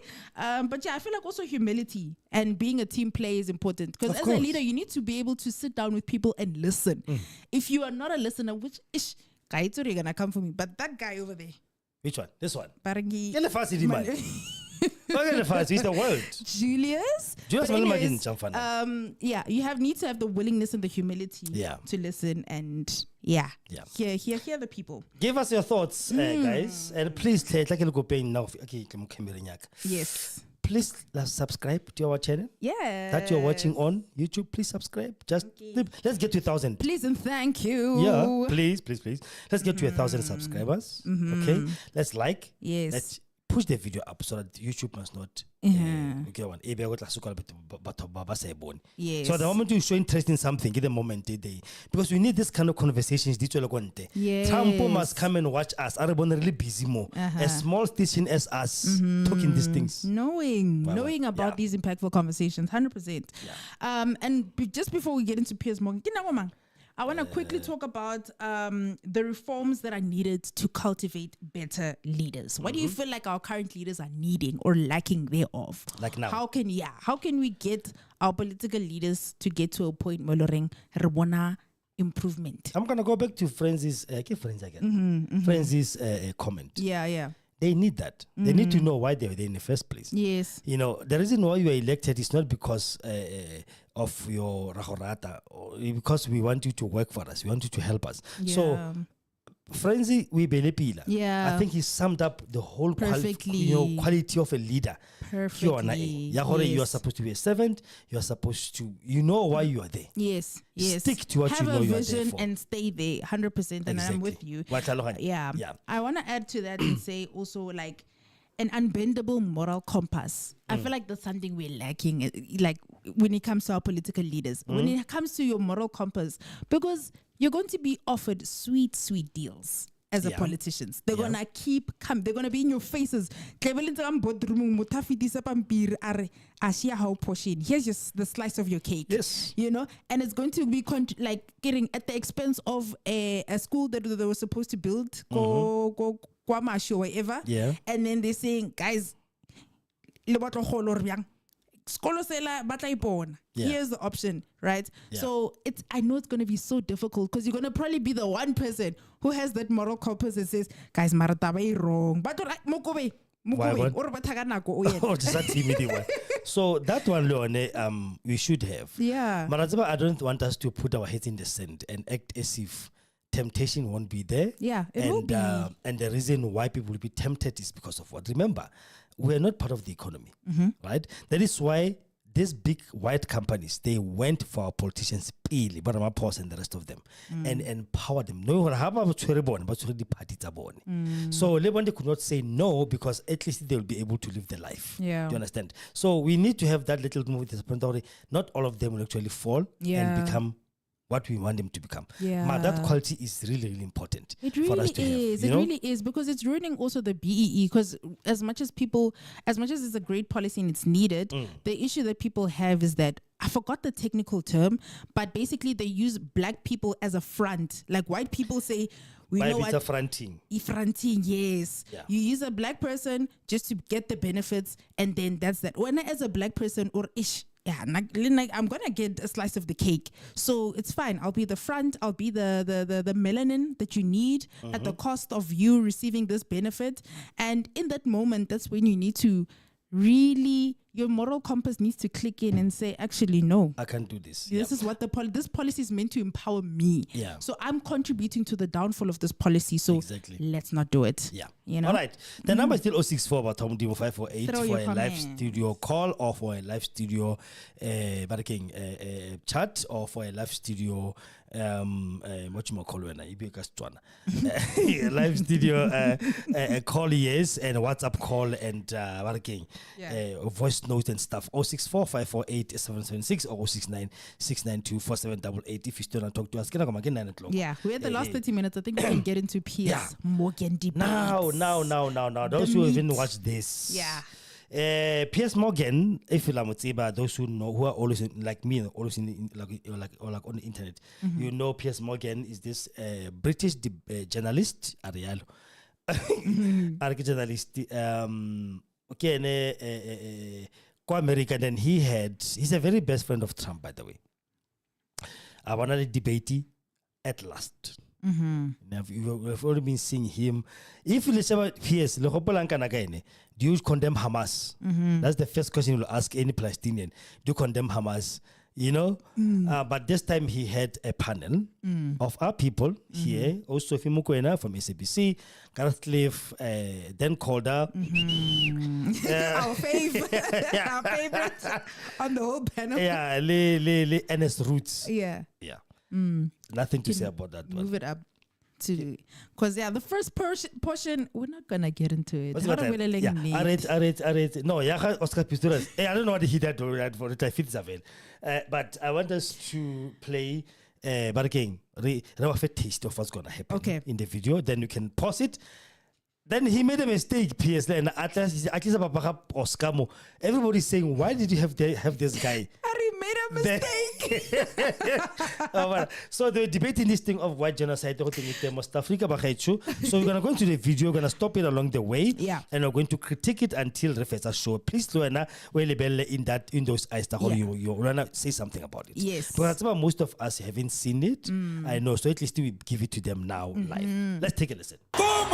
This is a chant. It's not a directive to kill. Sophie, it clearly is a directive. It literally says, kill the birds, kill the farmers. There were 6 murders involving people who work on farms. One of them was a white person. There have been people who have testified under oath that they have committed farm murders and that they have been influenced by the chanting of kill the boer, kill the farmer. Henke Pistorius is the father of convicted, now released murderer Oscar Pistorius. Guilty of murder with the accused. All right, so I'm Mr. Gudrilemo. I can't want this time. I can't resist this guy. I'm so sorry, guys, but yeah, we're gonna come exactly here. All right. Yeah. So in this interview, Piers again, that's the man, That's Piers the host. Morgan. Like before. Okay. Since Kenya Israel around is taking another 10, we're gonna do the Israel Hamas thing one day now, and he's now fallen from grace. It's a lot of things that happen, Shem. But at the moment, he's got a show called Piers Morgan Uncensored. He owns it apparently. I think he was taken out from some British corporation, Ruddock Murdoch, and then he's out now. He's independent, and then he now interviewed these people. Okay, we're gonna go into it. One of each. Okay, NS Roots, people who testified under oath. Do you know Uwagama? TRC, the Truth and Reconciliation Commission. Yes. He speaks about somebody who testified that time. Your example, I remember. One person. She was like 1994. One person Are we on talking Are. about I went and killed because of Kill the Boer. About people. How That's do you, one how do you person. use evidence that is no longer relevant? Yeah. So let's take a look. Where's the Only uncensored viewers can get 35% off Smalls, plus an extra 50% off your first. Cliff, host of the Sophie Mokwena, First Order, plus free shipping at smalls.com. To debate, I'm joined by international editor at South African Broadcasting Corporation, Sophie Mokwena, Dr. Ernst Roots, the author of Kill the Boer, the government complicity in South Africa's brutal farm murders, Gareth Cliff, host of the Gareth Cliff Show and host of the Dan Corder Show, Dan Corder. So welcome to all of you. Sophie, let me start with you. A lot of interest suddenly focused on South Africa on this question of white genocide, a deliberate targeting of white farmers in South Africa. And it all blew up in the White House in another extraordinary scene there in the world's most powerful room. How much of what you watched was true, do you think? Well, none of what I watched was true in terms of the president of the United States of America using those visuals in terms of the papers he had, because the pictures that you saw of people wearing white uniform were the pictures taken by a Reuters photographer in the DRC, where you have health services helping in that part of the country. On the issue of the video, Julius Malema chanting that slogan, that liberation slogan, he does it all the time. It's very strange that since the launch of the EFF, Malema has been doing this. Some people in the ANC were doing this pre-1994.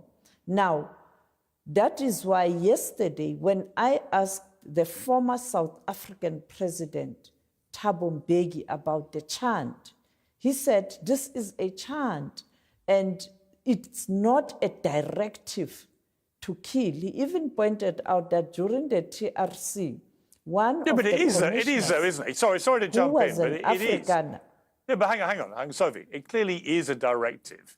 It literally says, kill the Boers, kill the farmers. I mean, what? Just to interject, Piers Morgan is a British man. He doesn't know anything about South Africa, so I would not expect him to understand anything. That is why Areng is a directive. For him, he literally thinks we say you must kill the white person. In a literal sense. He doesn't know the system. The Boer was the system of apartheid that was there before 94. So you have to kill this system, not a person. Ali one.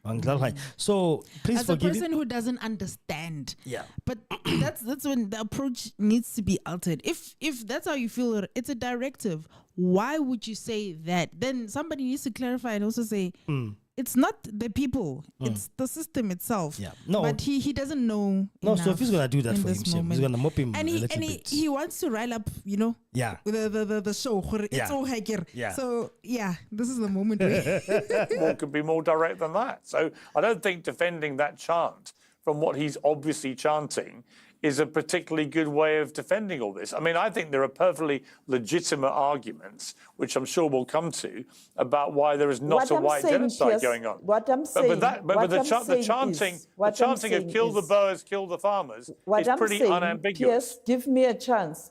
Give me a chance. Give me a chance. I'm saying Malema has been chanting, and not only Malema, many other people.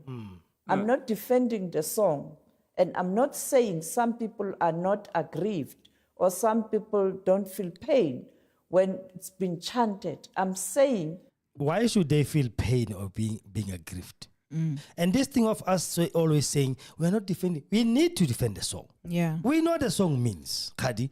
We know what the song means. We stop trying to be politically correct, but we don't, hey, you are not going to say it's just a chant, but I can't defend it. Why not? Because you know for a fact that song does not mean we must kill anybody. That song simply means let's destroy the system of apartheid. Yeah. Get it done. Yeah.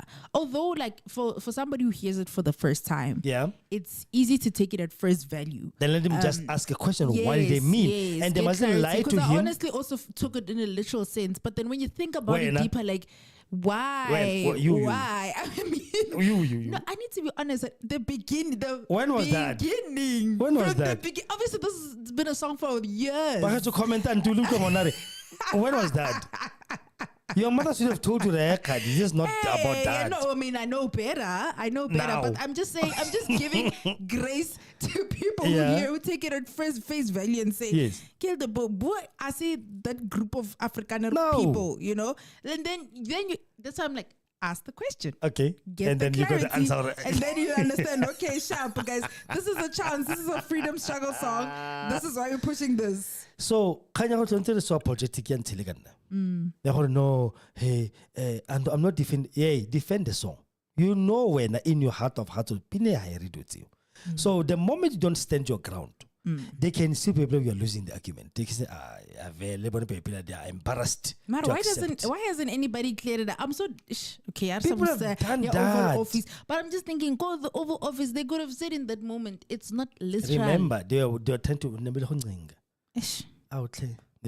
So they could not offend the orange man. Yeah, they had to come up with, that is why they could not stand and say, to place yourself in a way where you're not riling him up, so that you kind of have leverage to make requests about trade and stuff. I mean, Lamula knows the truth, but he stood there and did nothing. They could have just cleared the air about President this chant. It's done. Those who know and those who don't know, this is the meaning. Let's put it to bed. Could have been done. It was on national, international television. Come on. This has been happening for a long time now. There has never been an example where this specific chant at a specific place, there's a clear indication that there was a chant and somebody was immediately killed. But of course it's true. We have a serious problem of crime in this country, and not only directed at our fellow white compatriots. All of us, we are affected. We've lost families. We, at some point in time, faced a similar situation where we were confronted with crime. I'm just saying, if President Trump can visit South Africa or speak to many other people in South Africa, not one section, he will get a different perspective. Because when you look, weekend in particular, we Africans, we normally have funerals weekend. Some of those many funerals, it's black people who have been killed. Therefore, many people are affected by crime. I think that's right. I think that's the point. That was the point. Enough, that was the point. Not been done to address crime. Okay, I mean, look, I am a friend of Johan Rupert, who was the South African billionaire who was in the Oval Office at the time. I play in his golf tournament every year. And he made that very point, I thought, very forcefully. Let me bring in Dr. Roots. So your position is that there's a white genocide. So to which I just want to start by saying there were 26,232 murders last year in South Africa, according to the South African Police Service figures. Of those, 44 were killings of people within the farming community, and of those, 8 were farmers. So my obvious question from those statistics alone is, where is the evidence of a white genocide? Exactly. Well, thank you, Piers, and I'm glad that you asked the question like that, because I have to be very clear that this has never been my position, that there is a white genocide. Our position is, however, that we have a very serious problem in South Africa with genocidal rhetoric, with politicians chanting, encouraging a white genocide, encouraging this. And unfortunately, I have to add, we have a very serious problem with the legal system protecting people when they chant about genocide, when they chant about exterminating minorities.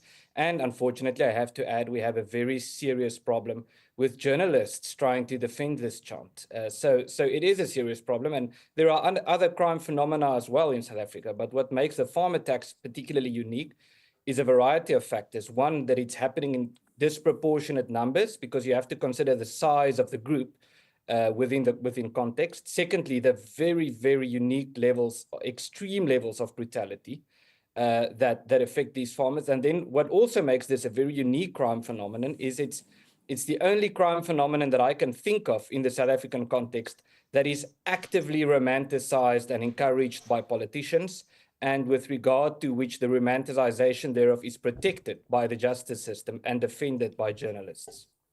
Okay, how this boy yeah. Like, does he think whenever he speaks, because he just speaks out of his head? Okay, fine. Samatomo, who was out there chanting about genocide? Exactly. He just said, he never said this genocide of white people. Yeah. But there's people who are chanting about genocide. Yeah.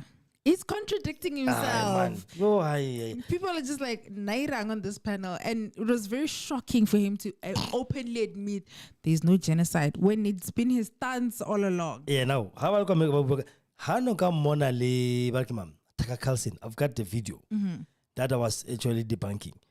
You would see he was saying it over and over again that there is a genocide. I got the graveyarding, showing people who this is what's happening on farms. Yeah. Now all of a sudden, and you show Piers Morgan na borilo.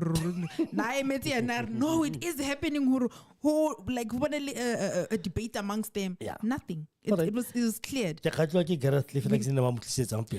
need to fast forward to him. Okay, Dan Corder. I've been doing a lot of research in the last. Hang on, Sophie. I just want to defend the journalist. No, I want to clarify. No journalist in this country has defended or supported any crime in this country directed to any citizen in this country. And two, can I make a quick response? the very same people today who are talking about, they have been saying the justice system in this country is very independent. The Constitutional Court ruled that this chant, it's not unconstitutional. What must we do as journalists? Must we violate the laws of the country when the highest court in the land has made a ruling? Sophie, sorry to jump in again, but I do want to saying there's no genocide. I do want to let the other panelists have a chance to speak. I would just say we should all be able to agree that any political leader who chants kill the Boers, kill the farmers, whoever he says he should kill, it's disgusting, it's outrageous, it shouldn't be happening. I've taken him on about it directly, Julius Malema on Twitter. He didn't like it, but you know what? Tough. He's actually calling for people to be killed. And I don't care how long he's done it for, it's completely wrong. What I would say, though, Dan Corder, it's interesting to hear Dr. Root say that he does not support the notion of a white genocide. I'm not really sure that there's any evidence for a white genocide. What there's evidence of, and Johan Rupert made this point, I thought, very powerfully in the Oval Office, is that there's evidence of a massive crime problem, that there are an unbelievable number of murders in South Africa, predominantly of black people, and that's the real crisis that needs to be dealt with. Totally, Piers. Thank you for having me. So I think that there are three things that we need to just agree that all the data supports and affirms in South Africa. And this comes from independent regulatory bodies, from independent researchers from around the world in South Africa. The first one is that the vast majority of white South Africans live a better quality of life now than the vast majority of black South Africans currently living will ever be able to live and could dream of living. Ever. So that's point one. Point two, crime patterns are absolutely clear across this country. The richer and whiter you are, and usually based on what I've just said, the whiter you are, the richer you are, that's an undeniable correlation based on historical rigging of our economic system during and before apartheid. The richer and whiter you are, the less likely you are to suffer crime, and the poorer and blacker you are, the more likely you are to suffer crime. And then thirdly, there is no evidence of targeted race-based murders in this country. There's not been a single land seizure in this country by the government or others based on race. And I want to speak to what Ernst Rutt said. It's crucial to point out this, that he talks about the particular brutality, allegedly, of farm murders without countenancing the fact that the vast majority of murders in this country affecting all kinds of people are particularly brutal and awful and garish. It's not unique to farm murders. It happens all the time in all communities. It is ghastly and awful. It's not a specific plight of the farmer. And Ernst claims that you need to count like the number of farm murders in line with the proportion of how many people there are. Actually, if you look at the data, farmers, whiter farmers, suffer less crime than black farmers and farmers of color because they are better protected by their wealth, which is often a corollary with their race. It actually turns out that when you count the beans, white farmers are absolutely not being disproportionately sufferers of crime. What really happens, Piers, in farming communities around the country is that in a farming community, there are many poor people for whom the only place that they can gain work is a farm.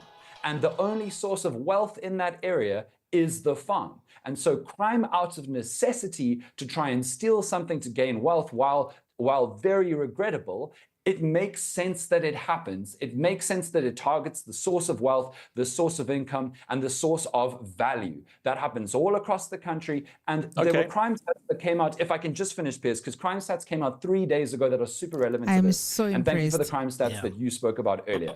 But crime stats came out 3 days ago from the first quarter of South Africa this year, 1 Jan to 31 March. There were around 5,700 murders across the country. There were 6 murders involving people who work on farms. 5 of them were people of color. 1 of them was a white person. 2 farm owners died. They're both black.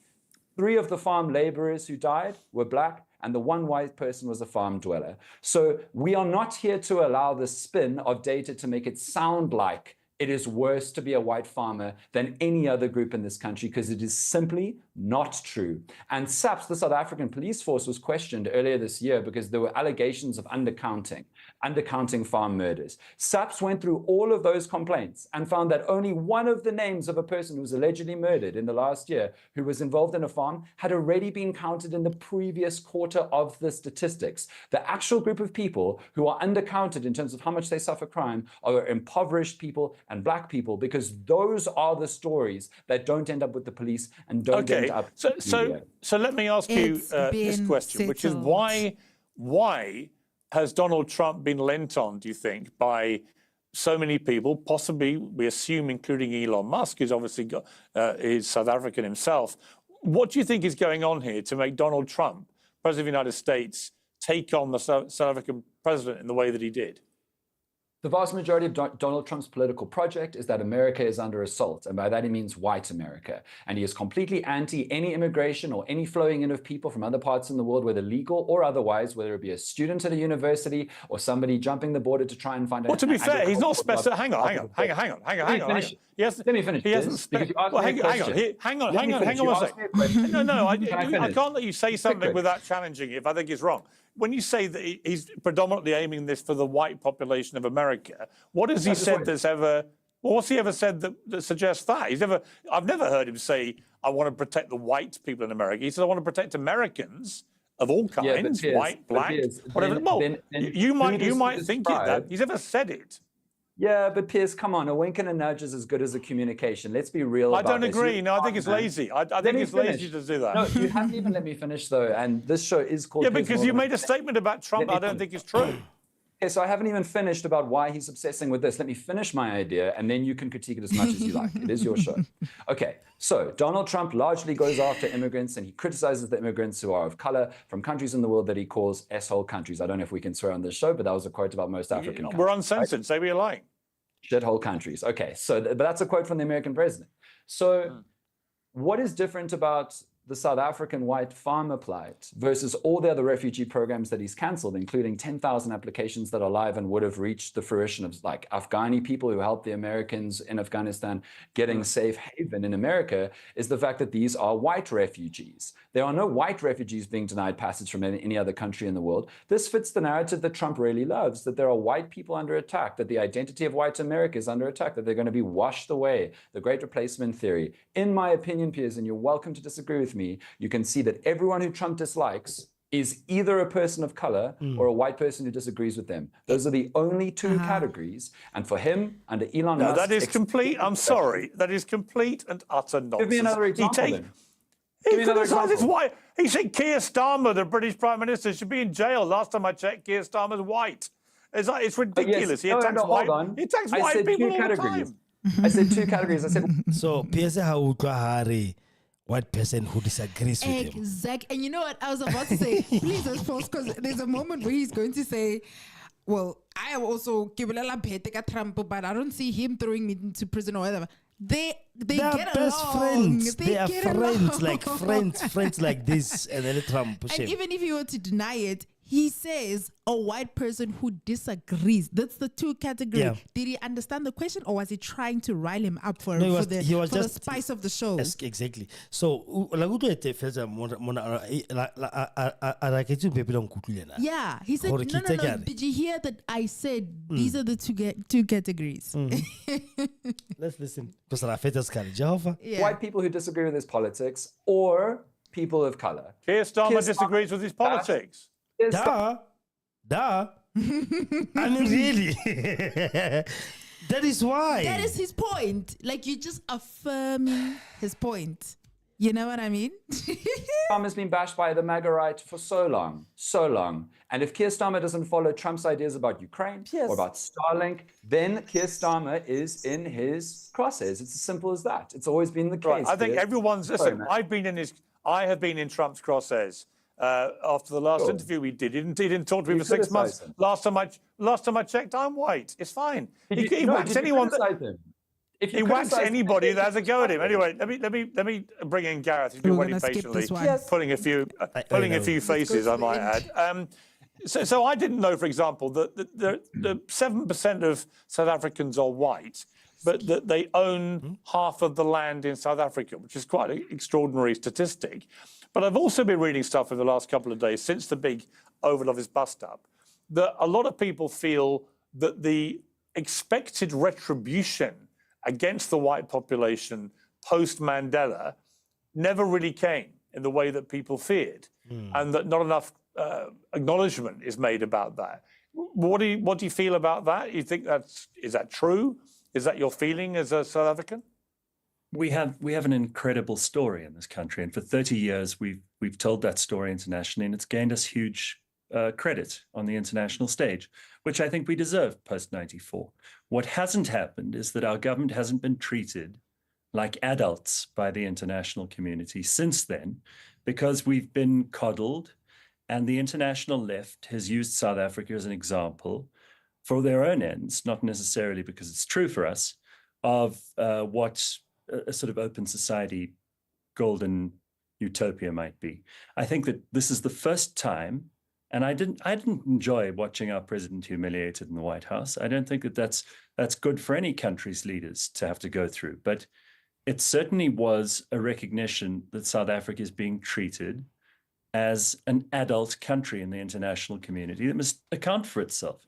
And if Trump believes that those are the things that we need accounting for, then that's his right as the leader of the United States. It's his right. It's his right. But is he actually right in when it comes to the facts? Many people say that this concept of a white genocide in South Africa is fiction, and it's being perpetrated by people on the kind of equivalent MAGA right in South Africa, who have somehow got into some of the senior Trump people, maybe Elon Musk, maybe some of the others, and they've convinced them that this is a real thing that needs to be dealt with, and Trump has reacted accordingly.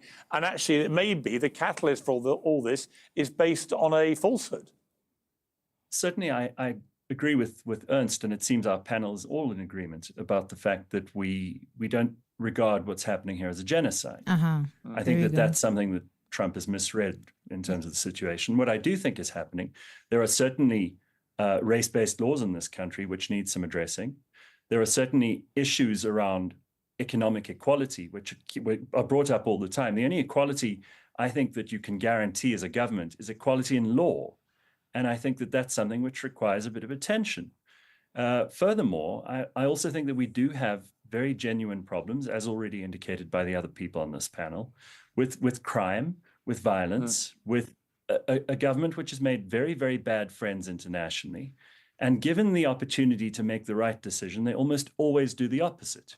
So I think that that's probably worthy of some inspection and some interest from the largest trading partner, or certainly among the largest trading partners that we have, and one of the most powerful countries in the world. So if it gets us a little bit of attention and gets the government to deliver, because the vast majority of people in this country are poor and rely on the state for everything, and the state has done an absolutely dreadful job. And if that is a piece of information that came across to the entire world in that horrible Oval Office meeting, then I think that that's a piece of information that has some value. I actually thought, Sophie, the president conducted himself with great poise. But I think, Clifford, did you get this point? Like, at least he was speaking for us, eh? Yeah. He was speaking for us in a way. Yeah, at least, he's emphasizing the positive points, which is good. But when Piers was talking right now about, I feel like the president held himself really well, of which I 100% am with. As much as... Was he saying Trump or was it Ramaphosa? Ramaphosa. Okay. He's saying Ramaphosa was very calm in terms of receiving the ambush, the ambush, right? Of which I'm with, but I feel like, yeah, I mean, as South Africans, we also feel to a degree there was a need of that. Yeah, now that push, but for the fact of diplomacy and being diplomatic in that moment, so we had to. We had to just, to understand that in order to have bilateral meetings that are beneficial in the future, we need to conduct ourselves in a respectable way, because we don't want to, burn bridges. Yeah. Right. So, I mean, I guess to a degree, the conduct was good. Was worth it? Let's see it. Actually, the South African president, he didn't react in the way that President Zelensky did. He managed to keep his calm. He said his piece. It looked like he'd come prepared for something to blow up like this, which I thought was to his credit. I mean, that's the way to handle, I think, Trump in that kind of dynamic. But when you've listened to what the other panelists have been saying, Sophie, what's your reaction? Well, I think we have been able to agree, all of us, particularly the fact that we come from South Africa, we are South Africans, that there is no genocide. Thank you, Piers Morgan, because I'm sitting here, the only black person, a woman. I'm agreeing with my fellow South Africans that there is no genocide. Yes, there are challenges. And therefore, I think it's up to the politicians to do the introspection in terms of why all of a sudden we are divided. How do we address this division? But the fact of the matter is we have all agreed that there is no genocide. I come from Free State, a Kwamfan Vrystaat af. Ruud knows very well where is Free State. It's a hub of farmers, white farmers, big white farmers. My neighbors are Afrikaners. I have no problem with them. Therefore, we can live side by side. There are challenges. And therefore, the law enforcement agencies must do its work, and government must also do its work. It's a pity, it's sad that the leader of such a powerful nation around the world became a joke. People are talking about President Trump. Everybody's giving Ramaphosa credit for, exercising restraint and calm. And that's leadership. That's what leadership is all about. Yeah. And 100%. it has since emerged that some of the examples were false. Just imagine, these things are all over the internet. The president of the United States Was of given America, wrong the information. Oval Office, Yeah. the most respected office by the Americans, became that dramatic. Yeah. And therefore, I think leaders must do introspection in terms of how they conduct themselves. Absolutely. President Trump has failed the Americans by, using false. I mean, he talks about fake news all the time. Yeah. And there he is now. This stuff is on internet. And therefore, it's going to be there for many, many, many years. It will be, but actually one of the purposes of having debates like this is to hold those kind of claims to account. There we It go. is interesting to me that everybody on the panel has agreed there is not a white genocide going on, which I think is significant. Let me bring you back in, Ernst Roots. So it's estimated, I've read this a lot in the last couple of days, that there are currently 142 anti-white race laws on the books in South Africa, suggesting to some that whites are being racially persecuted. It's been explained to me as an explanation for this, that this is part of the ongoing correction post-apartheid of the reverse. In other words, there's just a big correction going on that hasn't been completed. Is that an accurate assessment of what is happening? Elon Musk talked about he can't have Starlink in South Africa because of his skin color. Is that true, as far as we're aware?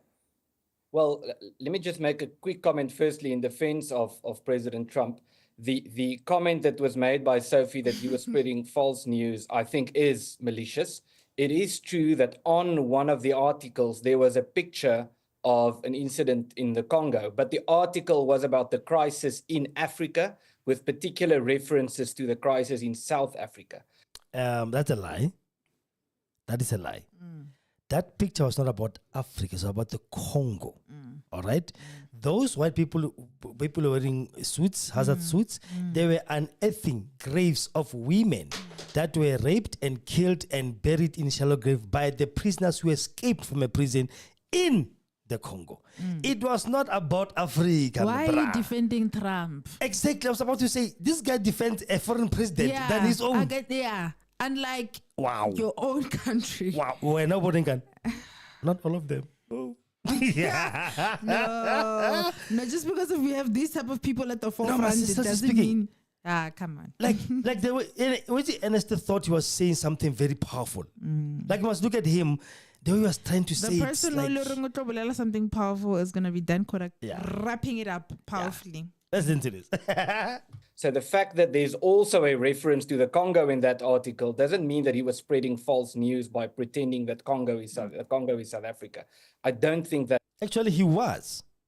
He was saying death, death. We've seen the videos. The video is there. Check my video tab, please. You'll see this thing. This whole video called death. Death. He didn't say more death. He didn't say, oh no, this one is the Congo. It speaks about Africa, including you guys. He was saying death in South Africa. To all of them, he was summarizing it, and I find it, it's unfortunate that he had to conduct himself so passionately. In pride or this today, I'm so ready. Kanti, you don't even have your facts straight. You understand? For an Oval Office level. And knowing that you've got so many enemies that are going to counter in every word you're saying. You've got so many enemies that are going to come after you with every small thing. You must see CNN, news in New York Times. You know, you must see them of having a frenzy about him. They were ready. Wow. And especially a person who always speaks fake news, and then you come and display it. Yeah. Wow. He's just too prideful. He's too prideful to admit when he's wrong. That's the thing. Entering Oval Office hoping to prove Trump wrong, just consider it as a never possibility. Like it's not going to happen. But here we go. Yeah. That's a fair comment. I also don't think he didn't say that to President Ramaphosa. He showed President Ramaphosa. He showed him an article about the crisis in Africa. This is happening in South Africa. Yes, and that's what the article is about. No. The fact that there's a picture of something that happened in the Congo on top of the article doesn't mean that he was spreading false news or fake news about South Africa.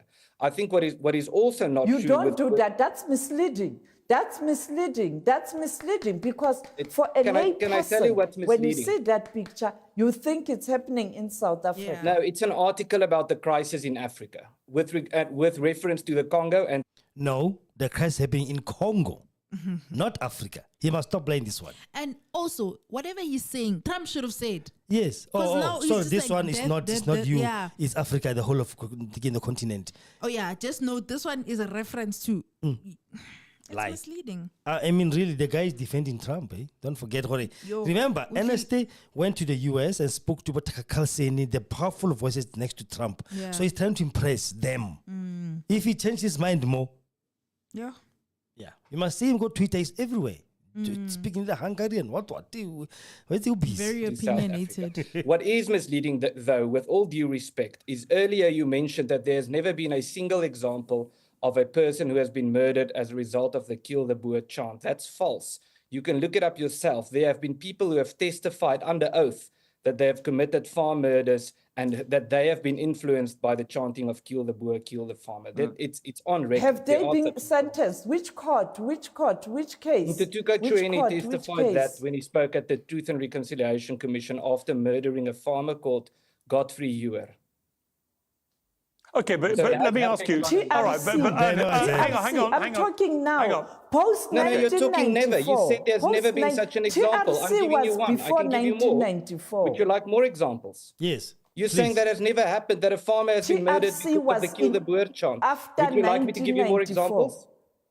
I can give you more examples. I'm saying, you know very well that indeed farmers are being targeted. And he never did give any examples, by the way. Yeah. Just on the record. I can give you more examples. Yeah. I can. You're threatening me with words. Yeah, then say it. Come with the evidence. Yeah. Both black and white, including the farm workers. You know very well that everybody but to be fair, is targeted. hang on, now you're hang on, talking Sophie. about someone who presented hang on, at Sophie. the TRC. Hang on. Hang on. Sophie, you did say, to be clear, that there was no evidence that anyone had been targeted and killed as a result of the chanting. Clearly, it would appear there has been. The fact checkers can get into this afterwards. But let me ask you again, Ernst Roots, about my question. These anti-white race laws, is it what it seems on the tin, or is it a little bit misleading? In other words, has part of the ongoing process of moving South Africa past apartheid been to get into reversal of a lot of laws, which were anti-black to start with? Well, these laws are always justified with reference to inequality in South Africa. And as Dan Corder has mentioned, that white people are on average more wealthy than black people in South Africa, which is not deniable. It is true. Wow. And so as a result of that, these race laws are justified, or people attempt to justify these. No, get off for once. I mean, you know, he just spoke the truth for once. Person. It's not deniable. You know, just trying to play it down, Yeah. It's not deniable. Also, it's true. Yeah. Well, we are richer than them. But they also have been targeted genocide. Oh, shit. These laws on that basis. In other words, they attempt to justify them based on the intention of the laws. But what we should judge them by is the outcome of the laws, not the intention. And the reality is that in terms of the outcome, black South Africans have not become wealthier. So give me an example. All right, Ernst, give me an example of one of these laws which you think is just completely unacceptable. Yeah.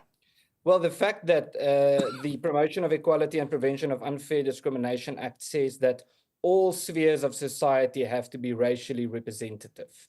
The fact that the Employment Equity Act and the Black Economic Empowerment legislation says that a company, the BEE legislation, for example, states that a company has to comply with certain racial criteria to have certain benefits, for example, doing business with government and so forth. This whole thing about racial representativity, when we have a completely disastrous education system. So black South Africans in particular have received education that are worse than what the average white South African gets. There's higher dropout rates in high school, there's higher dropout rates in university, significantly higher, and so forth. And so when it comes to employability, we have a very serious problem in this country. And when it comes to education, we have a very serious problem. But these issues are not addressed. In other words, the input side, actually enabling people to compete on an equal level, is not addressed. It's only the sort of trying to attempt to fix it at the end by fixing the statistics.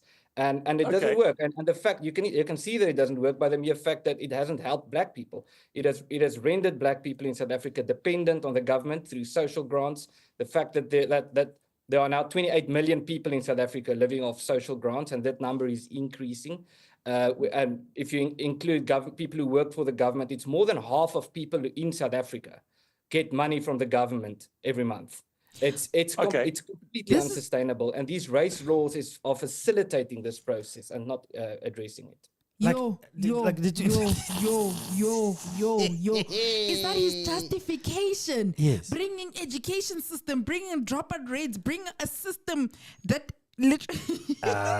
This guy thought I really thought he was clever, but but you know what? I'm glad he put it out there, because the way in which that corner is going to put it to rest, to say the example is that how you're justifying the reasons for why black BEE it shouldn't be in place? It's very wrong. It shouldn't even be considered. My God. No. This is my favorite part of this entire debate. Then Corder's gonna come in now.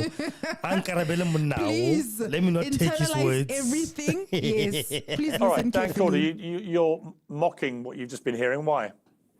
Well, it's just fun to be in the front row and the audience for the circus, Piers, to hear this level of hilarious lying and grifting. So he doesn't name you a single race law that genuinely has anything wrong with it. Then he says the problem is implementation. And then he leaps to, oh no, forget that I was talking about laws. The education system is broken. Doesn't show you which law that has racial redress parts of it could have caused that to happen. Piers, let me clear up these actual laws, because what they tried to do was have a deluge of hundreds of laws and hope that nobody would read them. But I went through their list. I actually covered 25 of the 142 laws on my TV show a few weeks ago. Here's what the laws are actually. They're equity and transformation laws to create meaningful fairness. And here's what actually the vast majority of the laws say. They say there needs to be meaningful representation in South Africa to reflect our country fairly on three things, not just one. race, gender, and disability. But these grifters will say that they're race laws. But if you want to follow their argument to its conclusion, why aren't they calling them sexist laws, Piers? There's representation for women right next to race. And why aren't they saying that able-bodied people are completely disadvantaged? Disability is right next to race and sex. This is a grift to call it a race law when actually, if they are being sincere with what they are arguing, they call them sexist laws too that are very mean to men, and ability laws too. You're not denying that it's race laws. You're just saying that it's more than that. Settle down, brother. What does that mean? Settle down, brother. Yeah, I like that. Love that. Maria Ernest, what does it mean? You don't deny their race laws. Like, what does that have to do with anything? Man, what is it? What are you education about tonight? Yeah. Like, you think this person is more. What did you do with your education speaking like this? Like, what does it have to on a do with global anything? platform? You don't deny their race laws. Like, for Bowane, it's like keywords, race law, it doesn't have to be explained more. It's a race law, more. Yeah, that's all it is. Like that. Discrimination against us. I'm actually going to talk about what these laws actually say. Let me give you an easy example. The Public Services Act, Piers Morgan, here's exactly what it says. It's to address imbalances of the past to achieve a public service that broadly represents the South African people, including representation according to race, gender, and disability. That's on their list. That's on their list. And when it comes to, black people haven't been helped by these laws, that is frankly shambolically untrue. We now have a black middle class in South Africa. Sure, it hasn't helped enough black people, and there's a long way to go. But do you know why we have a black middle class? One of the main reasons why we have a black middle class is that the South African government has hired black people into public service and given them the reliable, deserved jobs that have lifted them out of poverty. That didn't exist 5 years ago, 10, 15, 20, 25, or 30. There is active transformation happening through these policies. Ernst Ruitz is going to complain about extreme examples where there are corruption and kickbacks. And in every single system that happens, and we should try to get rid of them. But he's not been able to show a single sincere problem with any of these laws. He's Googled the word disadvantaged in acts and then called them race laws. But if we're going to follow his argument, why isn't he calling them sexist or anti-able body every government in the world is as corrupt as the South African government? let me bring in Gareth. That's a straw man, my friend. That is a straw man. They are corrupt governments, but you've not shown any problem with the laws. That was your job. Your burden of proof was to show that these laws are race-based or racist, and you failed, brother. And Thank you. Let me bring in Gareth for the final word. Okay, Gareth. we don't want to hear Gareth. It's fine. No, it's fine. No, it's fine. Yo, sorry we went over time. Yes, but that needed to be said, and I hope that you heard those last points made by Dan, because that's what it is. There's more to this law than just it being about black people, even though we're not denying the fact that we need these black empowerment laws. Black empowerment laws. They had their own white empowerment laws. So why should we be ashamed? They made the most out of it, and because they were favoring they them. uplifted themselves. And if that was the case, then let us also have the black empowerment laws. It's fine. But other than that, the equity laws also includes discrimination against gender, abilities, race. There's so many aspects that this policy covers, and he just cleared it up. I'm so glad. I love this guy. In this debate alone, we have put to rest white genocide. It's done. Don't bring it up. If Trump brings it up, he's just trying to embarrass himself even further, because it's been cleared. If the South Africans, even the whites, there's so much power in the white people themselves admitting that it isn't there. So it came from them and from every other South African. It does not exist. It's done. Let's put it to rest. White genocide is not a thing in South Africa. There are more important genocides happening out there. Trust me. There are more serious issues out there. But when it comes to this race-based law as well, it's done. Done. Wow. Now I think Dan Koda answered for me. He put it all to rest. Yes, I think he did answer for me, Dan Koda. Thank you so much, brother. Yeah. You did one for the people. Yeah, settle down, brother. I want to make them self-pay before the answer. And then Kia Pare Mushu, very settle down, brother. Exactly. That We was gotta such an do that. impressive move. No, thank you so much, man. And if you tuned in to the very end, even though we extended the time, thank you. Yeah. I hope that you found value in, especially towards that end. You needed to stay to the very end. Okay. Yeah. By the way, we have I'm forgetting a watcher. we have a viewer in Mozambique. Okay. Her name is Iralia Marlene Manjat. I want to mention that. Oh, wow. Shout out to Iralia. you. Thank you for joining and listening in. Please come next week, Monday, 7:30, She must same be here. time, same place. Thank you, Iralia. Thank you, my girl. Iralia Manjate. Much love from Kosi FM. We see you. It is. No, can I watch now, please? I'm wow. And fantastic. she's in there doing the thing. So thank you so much. Appreciate you. Yeah, but before I go, a few comments that I got go WhatsApp. I mean, Okay. sorry, go Facebook. Oh, great. Antoinette Maluta ki Osbongi, Okay. about 60 more. Okay. One of them Bokotos. Are we on? Yes, we on. But ownership has not spread, right? Naraba Ramaphosa. Yeah. What are you doing as our president to change it? Leave a horrible past and focus on the future. Yeah. So thank you, Osbongi. Thank you for so your much. comment. Everybody else who commented. Okay, let me give a special shout out to Frenzy Valorous, to Marianne, Yes. to Babalala Rapoto. Thank you so much, Marianne again. Oh, she sent another comment. Thank you so much. Today's leaders are more to self-serving than serving communities. Yes, Mama, we agree. And with we that one. 100% agree. Yeah. We need to do better as our leaders. Yeah. They need to really improve. But thank you so much. Much Khosi, love. We Patong, love you. We love you all for tuning in. Yes. Next week, Monday, we are back again. Back again. It's a normal post for you to be tuned in. So thanks so much for those who tuned in more at www.khosifm.co.za, who tuned in now live streaming on YouTube and Facebook. At least today, internet is rappelates, but the internet but rappel buffer and do stuff. Thank goodness. Yeah. No buffers, guys. Yeah. Improvement. I'm so happy. I'm So glad. please, guys, do us a favor. Maybe